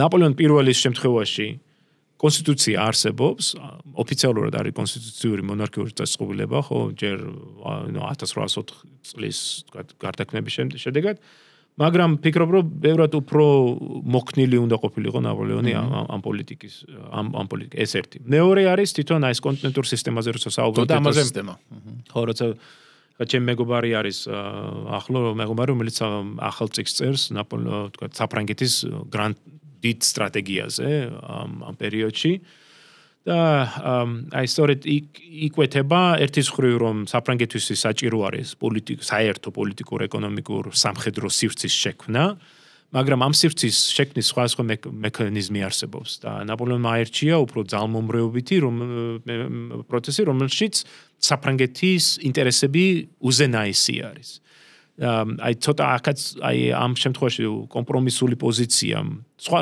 სამხედრო პოლიტიკურზეც არ საუბრო ჩვენ ვთქვათ ეგ შეიძლება გასაგები იყოს მაგრამ აი ეკონომიკურ თვალსაზრისით ერთის მხრივ ამ საერთო ეკონომიკური სივრცის შექმნა ვთქვათ ახალი თავდაპირველი ევროპული კავშირი ხო ბევრად უფრო გამოადგებოდა როგორც საფრანგეთის ევროპას თუ ის მართლაც შექმნიდა საერთო ეკონომიკურ სივრცეს მაგრამ რეალობა ის არის რომ საფრანგეთის ეკონომიკური ინტერესები არის ყველგან, მაგრამ აი ადგილობრივი ინტერესებს, თქვა იტალიური იქნება ეს გერმანული თუ ესპანური, აქვს ძალიან შეზღუდული მოქმედების არეალი. ამიტომ ეკონომიკურად ცოტა უფრო ლიბერალურად უნდა წარემართ ნაპოლეონის პოლიტიკა. მაგრამ ის არის, აი როგორც აღნიშნდა დასაწყისში, ის არის მე-18 საუკუნის აი ეს განმანათლებლობის პერიოდის შედეგი, ხო? მისი ეკონომიკური მოსაზრებები არის მერკანტილისტური და არა ვთქვათ ადამ სმითის მიმდევარი. აიქაც მე ვხედავ საკმაოდ მნიშვნელოვან შეცდომას. ზოგადად რო ვისაუბროთ ახლა საფრანგეთის იმპერიაზე, ხო? მისი არსი რაში მდგომარეობდა. მდგომარეობა ერთის მხრივ ეტატიზმში, ანუ შეექმნა ის სისტემა, რომელიც სახელმწიფოს არგებდა და ამისთვის საჭირო იყო მოდერნიზაცია და მართლა ახლა ნაპოლეონის შემსწრეშიც ვახსენებ, რომ ნაპოლეონს აქვს ესეთი თქვა ჩანაფიქრი, რომ არის რეფორმების პაკეტი, რაღაც ერთობლიობა, რომელსაც იქ ყველგან შეიტანს. ეს არის ძალაუფლების ცენტრალიზაცია, ბიუროკრატიზაცია, კარგი გაგებით სხვა შორის, არა დღევანდელი გაგებით, როდესაც თქვა ბიუროკრატიასთან ვირთვით პირიქით. ნაპოლეონი ქმნის აი ამ პროფესიონალურ ადმინისტრაციულ კლასს, რომელიც ემსახურება როგორც მოსახლეობისთვის მომსახურების გაწევას, ასევე სახელმწიფო ინტერესების გატარებას. აქ არის საუბარი ახალი საგადასახადო სისტემის, პეროტუ პროფექტური, ახალი სამხედრო გაწვევის, ხო? აი ამ გარდაქმნების შეტანას. ამ გარდაქმნების ერთ-ერთი, თქვა, ძირითადი ფუნქცია არის რევოლუციური მემკვიდრეობის გატანა საფრანგეთის გარეთ. ამიტომ ნაპოლეონი როცა შედის გერმანულ სახელმწიფოებში, იტალიაში და ესპანეთში, მას თან მიაქვს თანასწორობა კანონის წინაშე. მას მიაქვს გარკვეულწილად აი ეს ცნება, რომ ადამიანს გააჩნია რაღაც საბაზისო უფლებები და თავისუფლებები, ხო? მაგრამ ამავე დროს ეს ყველაფერი ხდება ძალმომრეობით. ანუ თუ ჩვენ ესპანეთი ახსენე, ხო, შენ? ესპანეთის ერთ-ერთი ფუნდამენტური პრობლემა არის ის, რომ აი ერთის მხრივ ნაპოლეონს მოაქვს პროგრესული იდეები, გარდაქმნები, რეფორმები, მაგრამ მას ხარეს უჭერს მხოლოდ ძამცირე ნაწილი, რომელიც ცხოვრობს ქალაქში და აი ესპანეთის უმეტესობა მოსახლეობის არ ცხოვრობს ქალაქში, ამიტომ მისთვის ეს არის უცხო და იმ დღევანდელი ტერმინის გამოყენება რომ გამოვიყენოთ, თქვა ესპანელობას გვართმევენ. ეს არის იდეა, რომელიც ებრძვის ამ ნაპოლეონის სისტემას. იგივე შეიძლება ითქვას სამხრეთ იტალიაშიც, თქვა კალაბრიაში ძინვარებს ამბოხება, რომელიც არანაკლებ სისხლისღვრიანი არის, ვიდრე ესპანეთში მიმდინარე მოვლენები, მაგრამ იქაც ძირითადი საუბარი არის, რომ აი იტალიელობას ჩვენს მეობას წაგვართმევენ. ხა იტალიელობა მათ არ ქონდა, ჯერ ჩამოყალიბება, მაგრამ აი ჩვენს იდენტობას წაგვართმევენ. ერთ-ერთი საინტერესო არის მოვლენა, რომ ნაპოლეონი არის პირველი ადამიანი თანამედროვე ისტორიაში, რომელმაც შექმნა ეროვნულ დონეზე აცრების სისტემა, ხო? და ამ აცრები როცა ითხოვს, რომ მოსახლეობა აიცრას, პასუხი მაგალითად სამხრეთ იტალიაში არის, რომ ეს აცრა არის სახელმწიფოს მიერ კონტროლის მექანიზმი, ეს დაჩიპოა, ხო? დაახლოებით აი იგივე ტერმინოლოგიას იყენებენ. და ამიტომ იცი რა არის ჩემთვის საინტერესო, რომ ერთის მხრივ ნაპოლეონის იმპერია არის პროგრესული, იმიტომ რომ თქვა ბელგიაში, დასავლეთ და სამხრეთ გერმანიაში, შვეიცარიაში, ჩრდილო იტალიაში გატარებული რეფორმები პროგრესულია. მაგრამ აი ხშირ შემთხვევაში იმპერია ცდილობს ამ გარდაქმნების შეტანას ძალმომრეობით, რაც შემდეგ უკვე რეაქციას იწვევს და ამ რეაქციის დასაძლევად ჭირდება კიდევ უფრო რადიკალური ზომები, რომელიც ფაქტიურად იწვევს ამ სამოქალაქო დაპირისპირებას. როგორ ვფიქრობ, ევროპაში თუნდაც ის რაც ხდება 1830 წელს საფრანგეთში 48 წლის რევოლუციები, გერმანიის, იტალიის გაერთიანება, ამ ყველაფერს აქვს თუ არა საფუძველი ნაპოლეონის პერიოდში? ნუ რა, ჩემი თვალსაზრისით აბსოლუტურად. და ჩემთვის რა იცი, საინტერესო რომ აღნიშნე დასაწყისში, რომ ნაპოლეონი კი აი თქვა დიქტატორი არისო, ხო? არ დაგვაუწყეს, რომ როგორც აღნიშნეთ, ისევ არის კონსტიტუციების შემტანი ბევრ ამ ქვეყანაში. 1808 წელს პირველი ესპანურენოვანი კონსტიტუცია არის ნაპოლეონის მიერ შექმნილი. იტალიაში არაერთი კონსტიტუცია აქვს დაწერილი. შვეიცარიის 1802 წლის კონსტიტუცია სწორედ ნაპოლეონის ზედამხედველობით არის შექმნილი. ასევე გერმანული კონსტიტუციები, ასევე ჰოლანდიური. ეს კონსტიტუციები, ხო, ქმნიან ახალ რეალობას, აი ამ რაღაც მოკლე დროში, 1802 თუ 5 იქნება 1814 წლამდე. და შემდეგ მოდის რეაქცია, ეს კონსერვატიული რეაქცია, ამ კონსტიტუციებს აუქმებენ და მე საუბრობენ, აი დაუბრუნდეთ ძველ დროს. და აი 1820-იანი წლების, 30-იანი წლების და 40-იანი წლებისაც კი რევოლუციური ტალღები გარკვეულწილად ითხოვენ აი ამ კონსტიტუციების დაბრუნება, რომელიც ნაპოლეონმა მას შეიტანა. ეს აშკარად ჩანს ესპანეთში, ხო, 1820 წლის რევოლუცია ითხოვს კონსტიტუციის აღდგენას. ეს აშკარად ჩანს იტალიაშიც, 30-იან წლებში რევოლუციონერების ძირითადი მოთხოვნა არის კონსტიტუციური წყობა, ხო, რომელიც მას მისცემს ამ საბაზისო თავისუფლების უფლებებს, რომელიც საფრანგეთს გააჩნია, რომელიც საფრანგეთს შეინარჩუნა ნაპოლეონის დამარცხების მიუხედავად. და სხვა შორის ამ ხრივ მე ძალიან ლუდოვიკო მე-18 ძალიან ბევრ ადამიანს არ მოწონს, მაგრამ მე სხვა შორის მომწონს ეს ადამიანი. თავის ძმასთან შედარებით გაცილებით უფრო მობიერი და ლიბერალური შეხედულებისა იყო, მოდერატობით და პრაგმატულად მას მიხვდა ის, რომ ამ 26 წლიან, 25 წლიან ისტორიას უბრალოდ ვერ დაივიწყებ. საჭიროა კომპრომისზე წასვლა და ლუდოვიკოს დიდი მიღწევა არის, რომ კონსტიტუცია შეუნარჩუნა საფრანგეთს 1814 შემდეგ 15 წლებში, ხო? კი, ნამდვილად. ისიც უნდა ითქვას, რომ თუნდაც ის რომ ნაპოლეონი ცდილობდა, რომ ეს თავის მიერ თავის გავლენის ქვეშ მოქცეული სახელმწიფოები რაღაც ერთიან სხეულში გაერთიანებინა, ალბათ შემდგომში ან ის რომ ამდენი წლის მანძილზე მან ერთადაც ხოვრა გერმანელები, მაგალითად რაინის კონფედერაციაში, ხო? ასევე იტალიელები იტალიის სამეფოში. რა თქმა უნდა, ხა ეს გარკვეულ ზეგავლენას იმოქმედებდა იმაზე, რომ ჩამოყალიბებული იყო ის იტალიური და გერმანული იდენტობა, რომელსაც შემდგომში გაერთიანებისკენ ძალიან მნიშვნელოვანი ელიტაში და ინტელექტუალებში აბსოლუტურად. რა თქმა უნდა გეთანხმები. ასე რომ ნახეთ, როგორც ჩვენ ვისაუბრეთ, საერთაშორისო თვალსაზრისით, გლობალური თვალსაზრისით, ისევე მარტო ევროპის თვალსაზრისითაც რომ ავიღოთ, მაინც უზარმაზარი ზეგავლენის მომხდენი მოვლენაა. მიუხედავად იმისა, ვენის კონგრესზე მოხდა თუ არა კონსერვატიული წესრიგის აღდგენა. იგივე მე ვფიქრობ, რომ ვენის კონგრესზე რაც ხდება და ეს რაღაცა მონარქები ისევ აღადგენენ იმ წესრიგს, ეს არის დროებითი უბრალოდ, რომელიც არის გარკვეულწილად იმ ისტორიის პროგრესთან ბრძოლა, რომელიც საბოლოო ჯამში მაინც მათი დამარცხებით დამთავრდა. იგივე მეტერნიხი, ვიცით რა ბედიცეცია, ხო? 58 წლის რევოლუციების დროს თვითონ გაიქცა ინგლისში, ეს დასასრულიაო, რო თქვა და წავიდა თავის. მე ცოტა სხვანაირად მივუძიები ნიკა ის რომ კი ბრძოლა იმისთვის კი არ არის რომ თქვა შეაჩერონ ან აღმოფხრან. ბრძოლა არის იმისთვის რომ გააკონტროლონ ან აი რუსეთის იმპერატორ ალექსანდრეს ხო აქვს მეორეს თქმა რომ ცვლილება უნდა მოვიდეს ზემოდან ხო კონტროლით და რომ თავავარიდოთ იმას რომ თქვა ამოიხეთქოს ქვემოდან.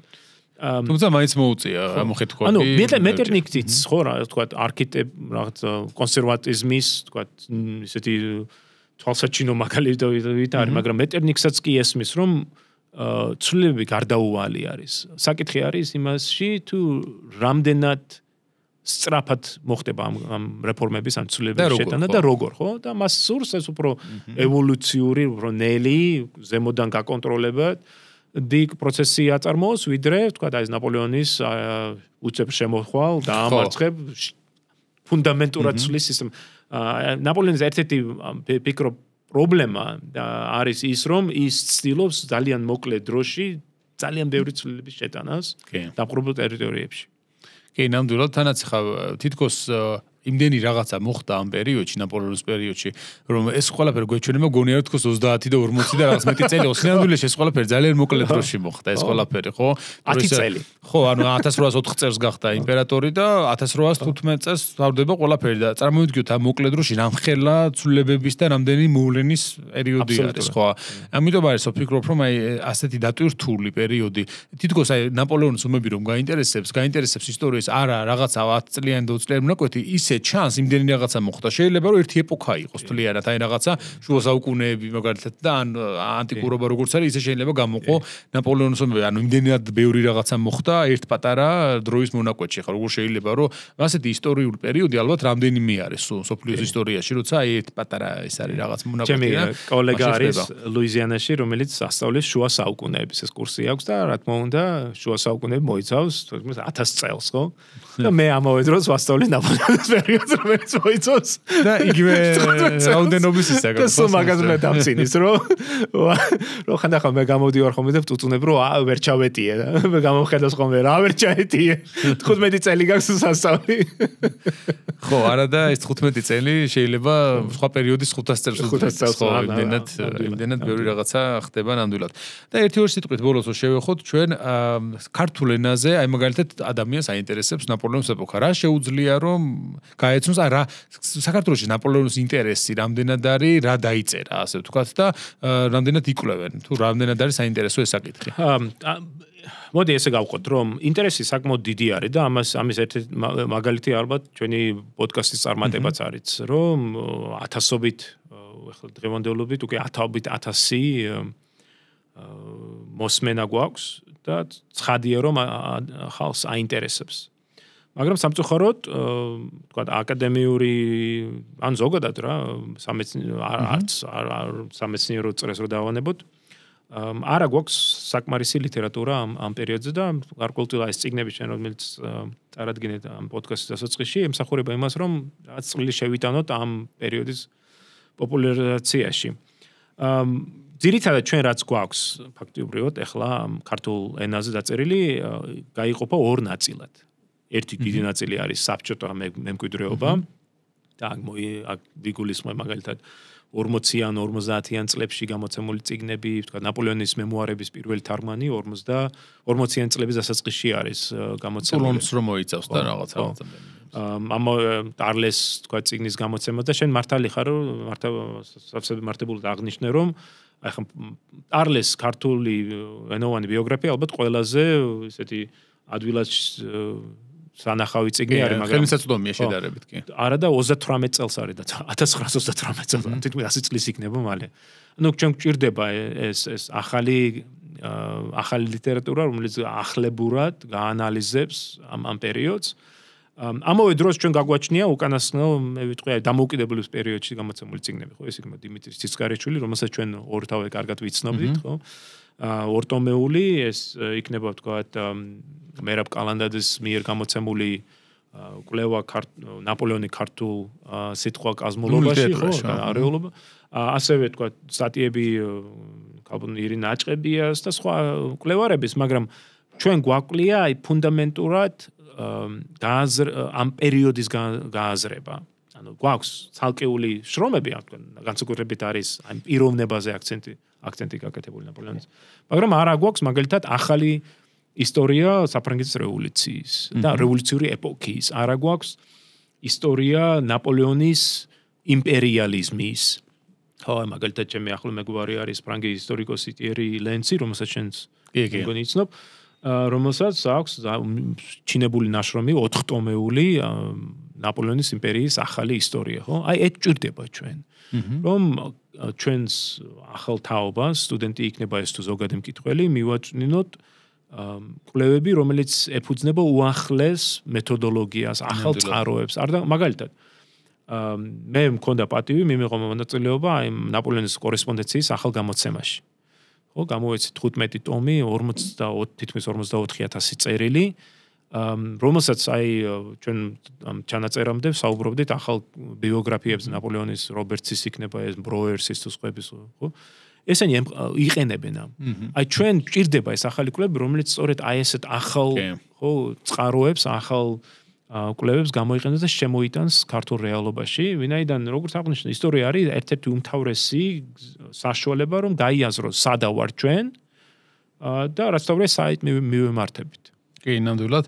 ჩვენ უკვე რო ახსენეთ ასევე ნაპოლეონის 11 კითხვა და ამდენივე პასუხი და ნაპოლეონის მარშლები, ეხაც დიდწილად აი ამ მიდგომით არის გარკვეულწილად გაკეთებული ეს ნაშრომებიც.